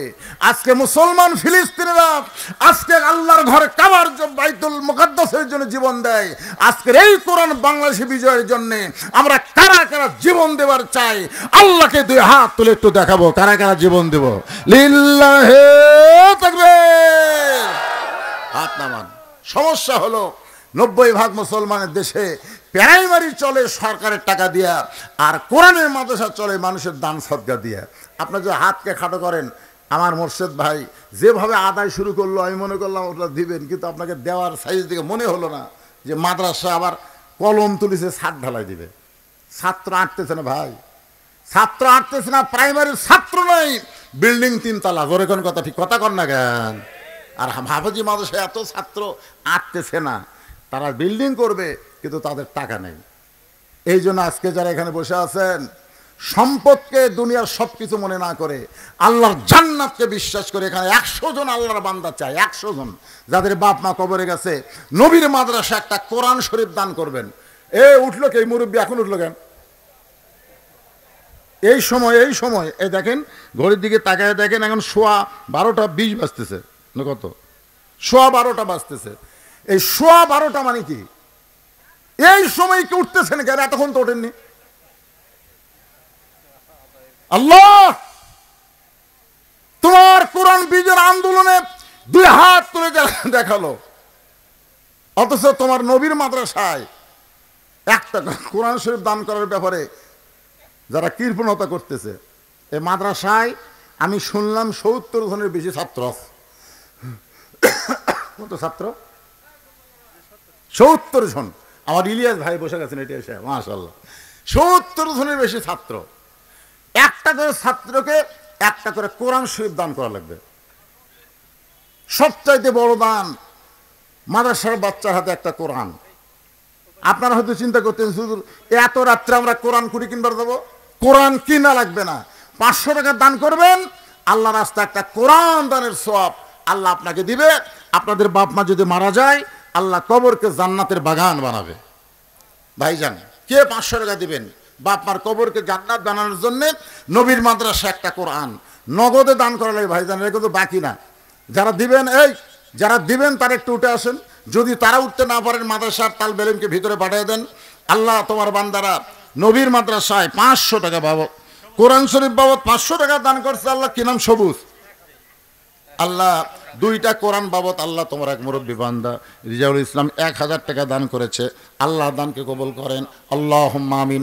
নুরুল ইসলাম আল্লাহ কোরআন শরীফ বাবদ 500 টাকা দান করেছে। আল্লাহ নুরুল ইসলামের দানকে আল্লাহ আপনি কবুল করেন, আল্লাহুম্মা আমিন। নবী মাদ্রাসাকে যারা ভালোবাসেন এই সময় উঠবেন না, কারণ আপনি ওঠা মাত্র আপনার দেখা দেখি আর একটা লোক যদি ওঠে, যে লোকটা প্রথম আজকে মাহফিল থেকে বাড়ি যাওয়ার জন্য উঠলো, সমস্ত লোক ওটার পাপ আল্লাহ তার কান্দর জমা দিবে। এই জন্য বাদান উঠবেন না, ডাবে বসে থাকবেন। যারা টাকা দিবেন কেবলমাত্র তারাই উঠে স্টেজের দিকে আসবেন। আল্লাহ তোমার আর একজন বান্দা কোরআন শরীফ বাবদ 500 টাকা দান করছে, আল্লাহ দানকে কবুল করেন। মোস্তফা 2টা কোরআন শরীফ বাবদ, বাপ মা হয়তো 2 জন কবরে গেছে, বাপ মা রুহের মাগফিরাত স্বরূপ 2টা কোরআন বাবদ 1000 টাকা দান করেছে, আল্লাহ কবুল করেন। আর একজন কোরআন বাবদ 500 টাকা দান করছে, আল্লাহ কবুল করেন। লিল্লাহি তাকবীর। 4টা কোরআন বাবদ শাহিন 4টা কোরআন শরীফ বাবদ কি করে? ব্যবসার জন্য দোয়া চাইছে, আল্লাহ ব্যবসার মধ্যে বরকত দিও, আর বেশি বেশি যেন দান করতে পারে। উজ্জ্বল 2টা কোরআন শরীফ বাবদ 1000 টাকা দান করেছে, আল্লাহ উজ্জ্বলের দানকে আল্লাহ আপনি কবুল করেন, আল্লাহুম্মা আমিন। ভাইজান পকেটে কি টাকা নাই? টাকা যদি না থাকে তাহলে আপনি বাকি লিখে দিতে পারেন যে হুজুর এইরকম কোরআন চাবে, তা তো আমরা জানি না, পকেটে তো টাকা নাই, ভিতরে খাতা নিয়ে গেছে, আপনি লিখে দেন 2টা কোরআন বাবদ 1000। তাই বলে আর বাজার থেকে 2টা কোরআন এনে মাদ্রাসার দিলে হবে না। আপনার কোরআনের দরকার নাই, মাদ্রাসার কোরআন নুরানি পদ্ধতিতে লেখা, ওগুলো আপনি বাজারে কিনা পারবেন না, সমস্যা হবে। আপনি খালি কোরআন বাবদ 500 টাকা দিবেন, একটা কোরআন দানের সওয়াব আল্লাহ আপনার আমলনামায় দিয়ে দিবে। এই নবীর এতিম মাদ্রাসার ছাদ হবে, ছাদের জন্যে 1 বস্তা 2 বস্তাকে সিমেন্ট দিতে পারেন? আপনি একটু লেখা দেন নবীর মাদ্রাসার ছাদ, নবীর ঘরের ছাদ, কোরআনের মাদ্রাসার ছাদ হবে। এই ছাদের জন্য 2-4 বস্তা সিমেন্ট আল্লাহর রাস্তায় দান করবেন। যাদের বাপ মা কবরে গেছে, বাপ মা রুহের মাগফিরাতে দান করবেন। বাবা কান্দে, মা কান্দে কবরে শুয়া। কে দিল 5 বস্তা? ওঠেনি সিমেন্ট? আচ্ছা মথুরাপুরের লোক নাই নাকি? আমার মা বোনদের ওখানেও যাবে লোকজন। আমি দোয়া করে দিব আল্লাহ মা বোনদেরকে যেন ফাতেমার সঙ্গে আল্লাহ জান্নাত দেয়। জোরে কোন আমিন। মনে আছে? আপনাদের মনে নাই? ইমাম নাই রে, ইমাম নাই, মনে আছে? মনে নাই? ও আজের আসল অস্ত মনে থাকবে না। আসলেই তো ভাই দেহ এক জায়গাত মন এক জায়গাত। ইমাম নাই রে, ইমাম নাই। যখনই টাকা চাইলাম তখন আপনাদের মিনিস্টার ওয়াসওয়াসিল খান্নাস, ভিতরে খান্নাস বলতেছে ওয়া শেষ, হুজুর এখন টাকা চাষ বাড়ির যাই। আপনি যে বাড়ির যাওয়ার জন্য রওনা দিলেন, আল্লাহ যদি না চায় আপনি বাড়ির যাওয়ার আগে হাসপাতালে যাওয়া রাখতে পারে। ঠিক কিরকম? যদি আল্লাহ না চায় হাসপাতালে যাবি না বাড়ি যাবি? কথা কয় না কেন? সিনা টান করে বাড়ি যাচ্ছেন, বাড়ির যাওয়ার আগে আল্লাহ হয়তো হাসপাতাল নিতে পারে। এই জন্যে অত সাহস ভালো না। নবীর এতিম ঘর কোরআনের মাদ্রাসায় দান করেন। দান করবার না পারলেও যারা দান করতেছে দান করার একটা পরিবেশ আপনারা সৃষ্টি করেন। মাজা টান করে বাড়ির দিকে যায় না। উজ্জ্বল আল্লাহ তোমার বান্দা মথুরাপুরের 500 টাকা কোরআন শরীফ বাবদ দান করেছে। আর একজন উজ্জ্বল জামাই কোরআন বাবদ 500 টাকা দান করছে, আল্লাহ কবুল করেন।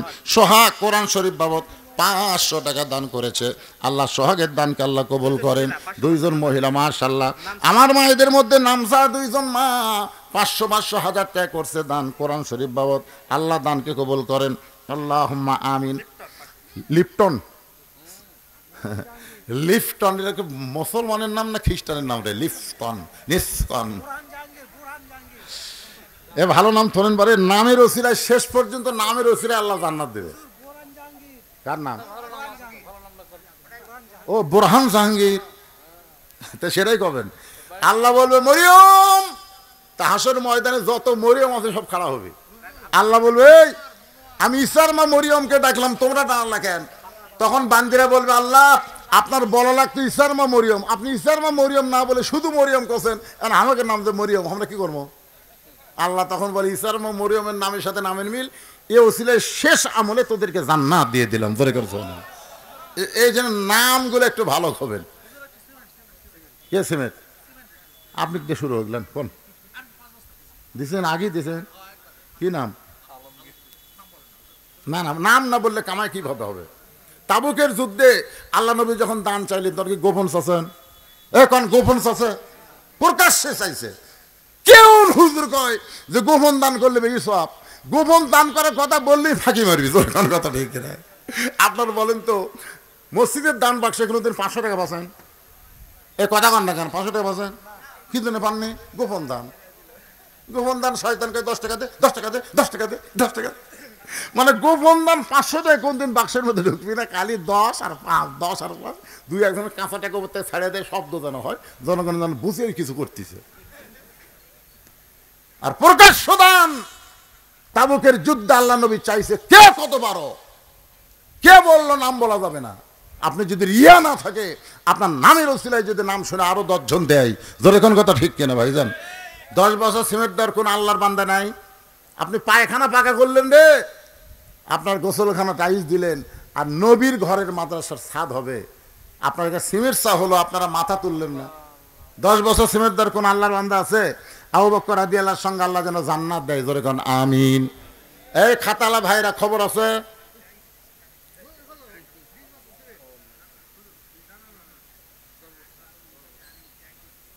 কে দিছে? এখানে যে ট্যাঙ্কি ভরে পানি পড়লো সেটা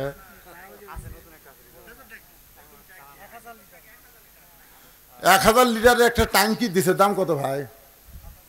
7200 টাকা। ওর উপর আবার সিমেন্টের চাপ দেবেন।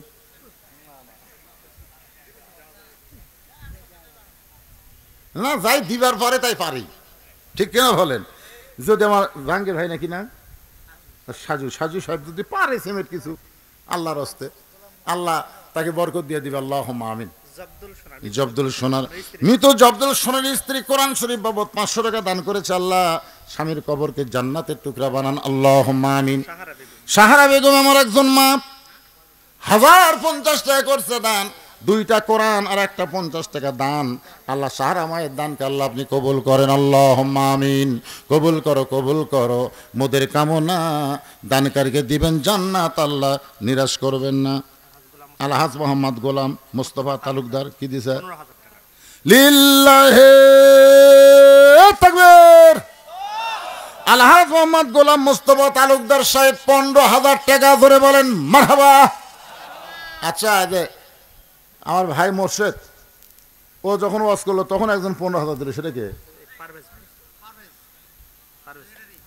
তাহলে 2টা পাওয়া গেল, 4টার মধ্যে 2টা পাওয়া গেছে। তাহলে সহসভাপতি 4 জনের নাম আছে, তার মধ্যে 2 জন পাওয়া গেছে। আলহাজ মোহাম্মদ শহীদুল আলম তালুকদার বিদ্যুৎ, এই যে কিছুক্ষণ আগে একজন করলো না, কারেন্ট আসে কিন্তু থাকে না, বিদ্যুৎ হয়তো আসে এখন নাই। শহীদুল আলম তালুকদার বিদ্যুৎ ভাই। জনাব পারভেজ সর্দার, জনাব মোহাম্মদ পারভেজ সর্দার, উনি 15। আবুল কালাম আজাদ চৌধুরী, এ চৌধুরী সাহেব নাই, এত রাত জেগে শোনা লাগবে চৌধুরী। আজকের মাহফিলের প্রধান অতিথি জনাব মাসুদ রানা, থাকি না, চেয়ারম্যান সাহেব না আসলেও ওনার দান পাওয়া যাবে ইনশাল্লাহ। নিচে কয়েকজনের নাম আছে: জহুরুল ইসলাম তালুকদার, জনাব মোহাম্মদ আহসান হাবিব লিটন, আলহাজ মোহাম্মদ আবু হেনা তালুকদার, আলহাজ মোহাম্মদ খাজামুদ্দিন মন্ডল, মাশাল্লাহ। জহুরুল ইসলাম তালুকদার সাহেব 6,000। 6,000 এটা কি সাইজের দাম?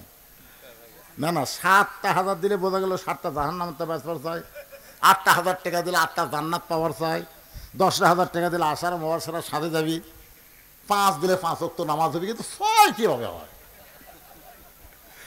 না, আমরা বহুদিন হলো ওয়াজ করি, 6-এর কোনো দান পাওয়া যায় না, 5, 10, 15 এরকম। তো যাক, কি বুঝা দিয়েছে আল্লাহ ভালো জানে। আপনাদের মধ্যে এমন কোনো আল্লাহর বান্দা পেলাম না 10টা বস্তা সিমেন্ট। কে ভাই? এরা সব কোন এলাকার লোক রে? না আদায় যদি আগে হয় কিংবা আদায় আপনারা এমনি দেন তাহলে খামাকে ওয়াজ বাদ দেয়, এরকম মাহফিল ভাঙ্গার কি দরকার? যে সুন্দরভাবে মাহফিলের চাপ ছিল, বসান যাচ্ছিল না, আর একটু আদায় শুরু করলে ফাঁক হয়ে গেল। বিশাল ধানের ঠিপ, সবগুলো কি ধান? সবগুলো ধান, বিশাল ঠিপ। আমার এত ধান আছে, একজন বলতেছে সব ধান নয় রে, ধানের মতোই ঢপ। তোকে কেমনে? বাতাস দে, বাতাস দে। যেই বড় ফ্যান, এখন আর ফ্যান নামছে, বড় ফ্যান দেখেননি? হ্যাঁ, ফ্যান ধরে যে বাতাস দিছে, হাত দিন আলগা করে দিচ্ছে, চিটা পাতান ধানের মতোই মশান, একটাও নেই। ইমানদার দানাদার যারা ভিতরে ছাগল আছে এগুলা লড়ে না। আজকে এখানে আদায় যখন শুরু হলো, চিটা পাতা না থাকে, সব উঠে গেছে। এসার পড়বি, ফজর পড়বি না, মাঝখান থেকে আওয়াজ শুনলো ফাঁকি। লিল্লাহে তাকবীর। আলহাজ শহীদুল ইসলাম তালুকদার বিদ্যুৎ 15,000 টাকা করে বলেন মারহাবা। 4টার মধ্যে 3টা 15,000 পাওয়া গেল। একটা খালি চৌধুরী সাহেবের পদ্দুর বাড়ি। কোনটা? তো এই মাল কথা খায় না কেন? কোন কয় হাজার? 15? আমার অসুবিধা নেই, তাহলে আর 5 দিয়ে এই 3টার উপর তুলি। করছে আমার অসুবিধা নেই, তার মানে ওই 15 করে আছে, ওর উপর দেওয়ার পারবি না। আমি 20 করলাম, তো 20 দিয়ে সবার উপর থাক। কি কন চৌধুরী সাহেব? আলহামদুলিল্লাহ। কোন লিল্লাহে তাকবীর। আবুল কালাম আজাদ চৌধুরী সাহেব 20,000 টাকা ধরে বলেন মারহাবা। আলহাজ মোহাম্মদ সরওয়ার জাহান তালুকদার সভাপতি। এটা কেডা? আপনি তো সবার উপর আপনার নাম আছে পারে।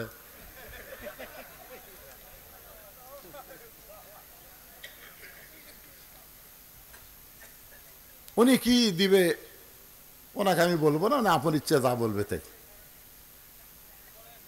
কি বলবো? কোন 10 নামে এলো, সহসভাপতি নিচে গেল। 4টা সভাপতি, 3টা 15 করে দিছে সহসভাপতি, একজন সহসভাপতি 20 দিছে, আর উনি সভাপতি হয়ে 10 কম। সবসময় বলে দিয়ে আসে, যাই সবসময় দেয়, তার উপর চাপ দেওয়া চলবি না ভাই, বুঝলেন না? চাপ দিলে চ্যাপটা হয়ে যাবি, পরে হর নাম যারা না দেয়। আলহামদুলিল্লাহ, আপন খুশি মনে যা কইছে আমি বলবো, আপনি অন্তত সহসভাপতিকে সাথে থাকেন। ওপরে দিছে আর ভুল করে অসুবিধা নেই, সাথে থাকেন ভাই। 10 না দিয়ে 15 দেন নাকি কোন? আলহামদুলিল্লাহ, আল্লাহ কবুল করুক, ধরে কোন আমিন। একটু জিকির করেন লা ইলাহা ইল্লাল্লাহ, লা ইলাহা ইল্লাল্লাহ, লা ইলাহা ইল্লাল্লাহ, লা ইলাহা ইল্লাল্লাহ, লা ইলাহা ইল্লাল্লাহ, লা ইলাহা। হযরত আলী কানতেছেন আর বলতেছেন, যেটা লোকটার জন্য হালাল ছিল সেইটা কর্মদোষে হারাম করে নিল। জোরে কোন কি করে নিল? এই ভাইজান, এই আলোচনা করতে কিছু সময় লাগবে, আপনি শুনবেন না? 2-4 মিনিট, বেশি না। একটু মনোযোগ দিয়ে শোনে, ওটা বসা করলে বুঝতে পারবেন না ভাই। ইমাম নাই রে, ইমাম নাই। সমস্ত মুসল্লি চোখ টেরা করে দেখছে, ইমামের জায়গায় ইমাম আছে। ঘাড় কাট করা যাবে না, তবে চোখ টেরা করা যাবে। মাঝে মধ্যে চোখ টেরা করা যাবি, যাবি না? না না, মাঝে মধ্যে এরকম অবস্থায় যাবি। এটা হলো আমলে কালিল। আমলে কাসির আর কালিলের মধ্যে কম বেশি আছে, বুঝলেন? আপনার যদি খুবই ঘাড় চুলকায়, 1 হাত দিয়ে আপনি চুলকাতে পারবেন। কয় হাত দেয়? কথা কোন কয় হাত দেয়? কিন্তু 2 হাত দিয়ে না। এই জন্যে একটু চোখটা টেরা করা যায়। ইমাম তো আছে রে ভাই, নামাজ শেষ হয়ে গেছে, নামাজ শেষ হয়ে গেছে, মসজিদ থেকে মুসল্লি বের হয়ে দেখে ওই পাগলা তখনও ঘুরতেছে। সবাই পাগলকে বলে, পাগল রে, তুই নামাজও পড়বি না, আমাদেরকেও নামাজ পড়বার দিবি না। তুই যে কইলি ইমাম নাই, তুই যে কইলি ইমাম নাই, আমরা চোখ টেরা করে দেখছি ইমাম তো আমাদের সামনেই। সঙ্গে সঙ্গে পাগল মুচকি মুচকি হাসার বলে, আমি তো তোমাদের বিরুদ্ধে বলি নাই, আমি যদি বলতাম মুসল্লি নাই তাহলে তোমাদের বিরুদ্ধে হতো, আমি তো বলেছি ইমাম নাই, তাহলে তোমরা খেপছো কেন? মুসল্লি বলে, আসলেই তো তাই, এ তো আমাদের বিরুদ্ধে বলে নাই। আজকে বাংলার মুসলমান আলেমদের বিরুদ্ধে কয়, জালেমদের বিরুদ্ধে কয় না। এ তো অনেক মানুষ মনে মনে খুশি হয়, তাই আলেমদের পিছনে লাগছে। জোরে কোন কথা ঠিক কি না? এমন সময় পৃথিবীর শ্রেষ্ঠ আলেম ফজল ইবনে আব্বাস মসজিদ থেকে বের হয়েছে। সব মুসল্লি একত্রে বলে, হুজুর আপনি কি জানেন না এই পাগলা মসজিদের বাইরে থেকে বলছে ইমাম নাই, ইমাম নাই। পাগলার কথা বিশ্বাস করে আবার চোখ টেরা করে দেখছি আপনি তো সামনেই ছিলেন, তাহলে পাগল কেমনে কইল ইমাম নাই? হুজুর আপনার মাধ্যমে আমরা পাগলের বিচার চাই। কার মাধ্যমে? খুব খেয়াল করুন হুজুর, আপনার মাধ্যমে আমরা পাগলের বিচার চাই। যেই পাগল কেমনে কইল ইমাম নাই, চোখ টেরা করে দেখলাম আপনি সামনে আছেন, আপনার মাধ্যমে বিচার চাই। সঙ্গে সঙ্গে ফজল আব্বাস বলতেছে, পাগল রে তোর বিচার হবে। পাগল বলতেছে, ইন্নাল্লাহা ইয়ামুরুকুম আন তুআদ্দুল আমানাতি ইলা আহলিহা ওয়া ইযা হাকামতুম বাইনান নাস আন তাহকুমু বিল আদল। রে ফজল আব্বাস, জনগণ বিচারককে চিনে না, তাই তোমার কাছে বিচার চাইছে। কিন্তু তুমি একজন আলেম হয়ে তো জানো বিচারক তুমি না, আসল বিচারক কে? মুসল্লি কার কাছে বিচার চাচ্ছে? ইমামের কাছে। জোরে কান, কার কাছে? কিন্তু ইমাম তো জানে আসল বিচারক কে। আজকে বাংলাদেশের জনগণ কোর্ট কাছারিতে বিচার চায়, জোরে কান চায় কি চায় না? কিন্তু জজ কোর্ট, হাইকোর্ট, সুপ্রিম কোর্টের যারা সিআরে বসে আছে তারা তো জানে আমরা বিচারপতি না, আসল বিচারপতি কে? আজকে যদি আল্লাহকে বিচারপতি বিশ্বাস করে আল্লাহর কোরআন অনুযায়ী বিচার করত, তাহলে আলেমগুলো জেলখানায় ঢুকতো না, জালেমগুলো জেলখানায় ঢুকতো। জোরে কোন কথা ঠিক কিনা? কিন্তু কোরআনকে শুধু ছবি আকারে রাখা হয়েছে বরকতের জন্য, কিন্তু আল্লাহর কোরআনের বিচার হয় না। আল্লাহর কোরআনের বিচার হইলে সাকিব খানের মতন লুচ্চা বাহিরে আছে, আর শাইখুল ইসলাম মামুনুল হকের মতন আল্লাহর বান্দা জেলখানায় আছে। জোরে কোন কথা ঠিক কিনা? বউলিয়া ধরা পড়ছে, সাংবাদিক বলে তোর কাবিন আছে। আর সাকিব খান কখন বিয়ে করলো, কখন বাচ্চা হলো কেউ জানে না, সমানে খালি বাচ্চার জন্ম দেয়। জোরে কোন কথা ঠিক কিনা? আল্লাহর বান্দার একটু মনোযোগ দিবেন। পাগল বলতেছে, রে পৃথিবীর শ্রেষ্ঠ হলে মুসল্লি জান না বলে তোমাকে বিচারক বানাইছে, কিন্তু তুমি তো জানো আসল বিচারককে। ফজল আব্বাসের চোখ দিয়ে দর দর করে পানি পড়তেছে। সমস্ত মুসল্লি বলে, হুজুর আপনার কাছে বিচার চাইলাম, আমরা সাক্ষী, চোখ টেরা করে দেখছি আপনি সামনে আছেন, তাহলে বিচার না কইরা পাগলের আপনি কেন কাঁদতেছেন? সঙ্গে সঙ্গে ইমাম কান্দে বলে, রে মুসল্লি, পাগল ঠিকই কইছে, পাগল ভুল কয় নাই, বরং পাগল ঠিক কইছে। মুসল্লি বলে, কেমনে ঠিক?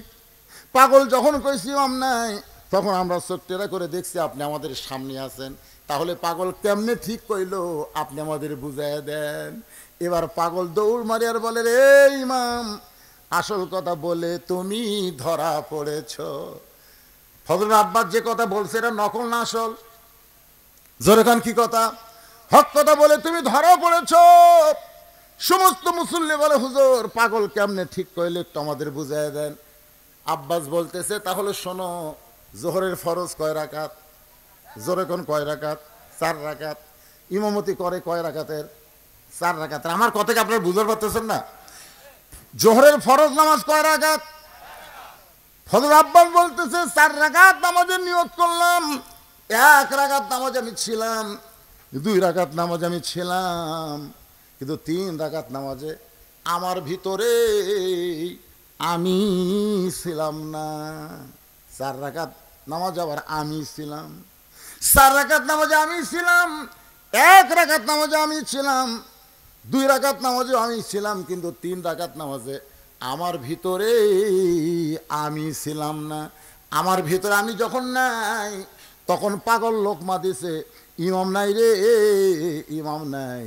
আমি আবার আমার ভিতরে এসে আমি নামাজ আদায় করে সালাম ফিরা।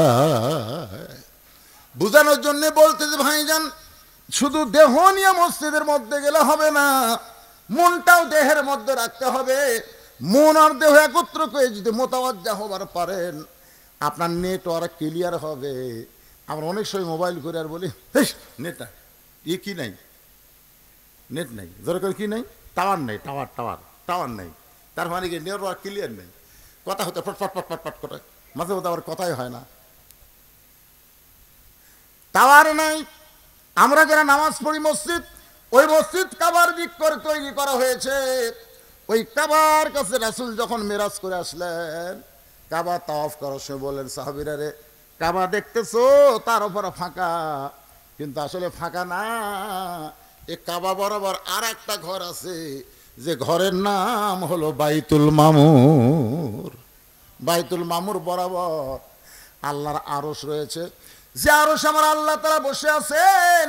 বাংলাদেশের মসজিদে নামাজ নিয়ত করলেন, ওই মসজিদটা কাবার ভিতর দিয়া বাইতুল মামুর দিয়ে আল্লাহর আরশ পর্যন্ত আপনাকে পৌঁছায়া দিবে। সুবহানাল্লাহ কোন নামাজ, এই নামাজের জন্য রাসূল এত কষ্ট করেছেন। জীবনের শেষ পর্যন্ত রাসূল নামাজ আদায় করেছেন জামাতে। যেই জামাতে রাসূল পারলেন না, আবু বকর রাদিয়াল্লাহু আনহু করলেন। মা আয়েশা রুয়াত উপরে মাথা রেখে রাসূল কান্দের বলে, আল্লাহ যা চাইছিলাম নিজের চোখে দেখলাম। আয়েশা বলে, রাসূলুল্লাহ এই মুহূর্তে আপনি কাঁদতেছেন। রাসূল বলে, আফসোসের নয়, বড় আনন্দের। এই জামাতের জন্য এত কষ্ট করেছে আয়েশা, আজকে সেই জামাত কায়েম হয়ে গেল। কিন্তু আমাদের বাংলাদেশে নামাজের ওয়াজ হয়, নামাজ কায়েম হয় না। 564টা মসজিদ বানাইছে, মানুষ মসজিদ দেখার জন্য যায় কিন্তু ভিতরে ঢুকতে চায় না। সবচাইতে বড় সুন্দর দাওয়াত হলো মানুষকে সমস্ত কাজ থেকে আল্লাহর নামাজের মধ্যে শামিল করে দেওয়া। জোরে কোন ঠিক কিনা? তাহলে সবচাইতে উত্তম আহ্বান দাওয়াতের কাজ কে করে? মুয়াজ্জিন। জোরে বলেন কে? মুয়াজ্জিনের মাথা উপরে থাকবে না নিচে থাকবে? শুধু মাথা উপরে থাকবে না, আল্লাহ কুদরতে হাত দিয়ে নূরের টুপি পরায় দিবে। সেই মুয়াজ্জিনের সম্মান আমাদের দেশে নাই। কি দাওয়াতের কাজ করবেন ভাই? আল্লাহ পাক আমাদের সবাইকে, অনেক আলোচনা করলাম। আর ফজরের জামাত যদি মিস যায়, রাসূল বলেছেন 2টা জামাত মিস করলে তার মুনাফিক হওয়ার সম্ভাবনা বেশি। একটা হলো ঈশার নামাজ, আর একটা হলো ফজরের নামাজ। এই বেশি রাত করে ওয়াজ করা, আমি এখানে আইছি তো মাগরিবের পরে, তুলে দিবেন 10টায়, ওয়াজ শেষ হয় 12টায়। তারিখ পরিবর্তন আসি, আগে ওয়াজ শেষ। কিন্তু ইচ্ছা করে আপনারা তুলে দিলেন দেরি করে, আমাকে এখন বাধ্য হয়ে 12:30 পার করতে হলে কী করবেন? তো যাই হোক, মাদ্রাসার দিকে সবাই মহব্বত রাখবেন, খেয়াল রাখবেন। জি মাশাআল্লাহ, মোনাজাত রাখবে হেলাল উদ্দিন মুত্রাফুর থেকে 5 বস্তা সিমেন্ট আল্লাহর ঘর মসজিদ, আল্লাহর ঘর নবীর ঘর মাদ্রাসায় দান করেছে। আল্লাহ তার দানকে কবুল করুক, জোরে কোন আমিন। আব্দুল বাড়ি 500 টাকা দান করেছে আল্লাহর কোরআনের জন্য, আল্লাহ দানকে কবুল। এই যারা পিছনে দাঁড়িয়ে আছেন বসেন, সবাই বসেন, সবাই বসেন। বাবা বৈশাখ মাস রে, জমির মধ্যে অনেক আবাদ রয়েছে, আমগুলার তো বেসাইজ, আমগুলো তো হলোই না, এবার সব আম খালি জোরে জোরে পড়তেছে, এত রোদ, বৃষ্টি হচ্ছে না। আবার বৃষ্টি তো চাবেন বৈশাখ মাসে, বৃষ্টি তো খালি আসবি না, ঝড় নিয়ে আসবি। জোরে কোন কথা ঠিক কিনা? আমরা বৃষ্টিও চাওয়ার পারতেছে না, জমির দিকে ধানের দিকে খেয়াল করে। আবার বৃষ্টি না হলে আমও আটকিছে না, কি করি কোন? তো শরীফুল সর্দার আল্লাহ 400 টাকা দান করেছে, আল্লাহ দানকে কবুল করে, আল্লাহুম্মা আমিন। কি রুমি? মেয়ে মানুষ? মেয়ে মানুষ না পুরুষ মানুষ? মেয়ে মানুষ। রুমি 1 বস্তা সিমেন্ট দান করেছে। আমার মায়ের দানকে আল্লাহ আপনি কবুল করেন। ভাই সবাই মাদ্রাসায় সিমেন্ট দিবেন, এখানে হয়তো আপনার বললেন না, লিখে দিবেন। সবাই মাদ্রাসার প্রতি মহব্বত রাখবেন। ইস্তেগফার পড়ুন, আস্তাগফিরুল্লাহাল্লাযী লা ইলাহা ইল্লা হুয়াল হাইয়ুল কাইয়্যুম ওয়া আতুবু ইলাইহি। আল্লাহুম্মা সাল্লি আলা মুহাম্মাদ, আল্লাহুম্মা বারিক আলা মুহাম্মাদ সাল্লাল্লাহু আলাইহি ওয়াসাল্লাম। আল্লাহুম্মা আমিন। আল্লাহুম্মা আনতাস সালাম ওয়া মিনকাস সালাম, তাবারাকতা ইয়া যাল জালালি ওয়াল ইকরাম। আয় আল্লাহ তাআলা, কঠিন গরমের ভিতরে আল্লাহ তোমার বান্দারা আরামের বাড়ি, ঘুম, ফ্যানের বাতাসকে বাদ দিয়া জান্নাতের বাগানে বসে বসে এই গভীর থেকে গভীর রাত পর্যন্ত আলোচনা শুনেছে। মেহেরবানি করে আজকের মাহফিল আমাদের সকলের হেদায়েতের জন্যে, নাজাতের জন্যে, জান্নাতের জন্যে কবুল করো। এই মাহফিলের শুরু থেকে শেষ পর্যন্ত যত আলোচনা হয়েছে, এর মধ্যে যদি ত্রুটি হয়, ভুল হয়, মাফ করে দিও। এর জাহাদিয়া মঞ্জুর করো সোনার মদিনায়, নবী পাকের রওজা মুবারকে আল্লাহ কবুল করো। তামাম আম্বিয়ায়ে কেরাম, আসহাবে কেরাম, তাবিঈনে কেরাম, তাবিঈনে কেরাম, উম্মাহাতুল মুমিনিন, শহীদ শহীদান, জান্নাতুল বাকি, জান্নাতুল মা, পৃথিবীর যত গোরস্থানে যত মুর্দা শুয়ে আছে আল্লাহ সকলের ওয়াফরে হাদিয়া কবুল করেন। আমরা যারা হাত তুলেছি, আমাদের জনম দুঃখী মা, আমাদের বাবা যাদের কবরে চলে গেছে, মা বাবার কবরকে জান্নাতের টুকরা বানিয়ে দেন। আমাদের দাদা দাদি, নানা নানি, আত্মীয় স্বজন, আল্লাহ সকলের কবরকে এই জান্নাতের টুকরা কবুল করেন। এই মাদ্রাসাকে কিয়ামত পর্যন্ত কবুল করে নেন। এই মাদ্রাসার জায়গা দিয়ে, জমি দিয়ে মাদ্রাসার ঘর বানায় যারা কবরবাসী হয়ে গেছে আল্লাহ, মাদ্রাসার ওসিলায় তাদের কবরকে জান্নাতের টুকরা বানান। এই মাদ্রাসার পিছনে যারা ত্যাগ স্বীকার করে, কষ্ট করে আল্লাহ, আজকেও মাদ্রাসায় হাজার হাজার টাকা যারা দান করলে, এমনকি গামছা রুমালের মধ্যে 10টা টাকাও যারা দান করেছে আল্লাহ, সকলের দানগুলোকে কেবলমাত্র জান্নাতের বিনিময়ে কবুল করেন। মাদ্রাসা কমিটির সভাপতি, মাদ্রাসা কমিটির সহসভাপতি, মাদ্রাসার সেক্রেটারি, মাদ্রাসার কেশিয়ার, মাদ্রাসার দাতা সদস্য আল্লাহ, মাদ্রাসার বাচ্চাদেরকে যারা জাগির নেয়, এই মাদ্রাসায় সর্বাত্মক আল্লাহ দানের হাত যারা বাড়ায় দেয় আল্লাহ, তাদের সকলকে কবুল করে না। মাদ্রাসার মুহতামিম, মাদ্রাসার ওস্তাদ, মাদ্রাসার তালবে ইলম, যার মাথায় পাগড়ি পরানো হলো, কিতাবাদি শেষ করে যারা বিদায় নিল আল্লাহ, সকলকে কবুল করে না। পর্দার অন্তরালের মা বোনেরা, ও মা, আপনি যদি নামাজ কম পড়েন, রোজা কম করেন, যদি আমল কমও করেন মা, আর পর্দা যদি আপনার কিতাব মোতাবেক ঠিক থাকে, ওই পর্দার ওসিলায় আল্লাহ পাক ফাতেমার সাথে আপনাদের জান্নাত দিয়ে দিবে। মায়েরা, ভারতের চ্যানেল স্টার জলসা জি বাংলা দেখবেন না, 5 ওয়াক্ত নামাজ আদায় করবেন, স্বামীর কথা মতো চলবেন, পর্দায় থাকবেন, 8টা জান্নাতের যে কোনো দরজা দিয়ে আল্লাহ আপনাদের জান্নাত দিয়ে দিবে। আল্লাহ, আমার মা বোনদেরকে কবুল করো আল্লাহ। আমি অসুস্থ, আমার মতো যারা অসুস্থ হাত তুলেছে, সুস্থতার নিয়ামত দান করে দাও আল্লাহ। কে কেউ নিয়তে আমিন আমিন করতেছে আল্লাহ কবুল করো। আমার ভাই ইলিয়াস বড় ভাইকে আল্লাহ তুমি কবুল করো। অনেক আলেম ওলামা হাজির সাহেবরা এসেছেন, মুরব্বী এসেছেন, যুবক কচি কাছে, আল্লাহ সকলকে মাফ করে দাও আল্লাহ। আল্লাহ 5 ওয়াক্ত নামাজ আমাদেরকে জামাতের সঙ্গে আদায় করে দাও আল্লাহ। ফিলিস্তিনের মুসলমানকে আল্লাহ তুমি হেফাজত করো। তুমি কোরআনে তাব্বাতি ইয়াদা আবি লাহাবি ওয়া তাব, তুমি আবু লাহাবের হাত ধ্বংস চেয়েছো আল্লাহ। আজকে ইহুদিরা তোমার ঘরকে দখল করতে চায়, মুসলমানদেরকে হত্যা করে আল্লাহ। ইহুদিদেরকে পৃথিবী থেকে, পৃথিবীর মানচিত্র থেকে তুমি ধ্বংস করে দাও আল্লাহ। আল্লাহ, আজকে যারা আহত অবস্থায় ফিলিস্তিন হাসপাতালে, তাদেরকে সুস্থতা দান করো। যারা চলে গেছে দুনিয়া ছেড়ে, শাহাদতের মর্যাদা দিয়ে দাও আল্লাহ। গোটা পৃথিবীর সমস্ত মুসলমানকে কোরআন বিজয়ের আন্দোলনের সৈনিক হিসেবে কবুল করে নাও। সুবহান রাব্বিকা রাব্বিল ইজ্জাতি আম্মা ইয়াসিফুন ওয়া সালামুন আলাল মুরসালিন আলহামদুলিল্লাহি রাব্বিল আলামিন। ওয়াজাল আখিরাতি কালিমাতুন ইনদাল মাউত লা ইলাহা ইল্লাল্লাহু মুহাম্মাদুর রাসূলুল্লাহ সাল্লাল্লাহু আলাইহি। আসসালামু আলাইকুম ওয়া রাহমাতুল্লাহি ওয়া বারাকাতুহু।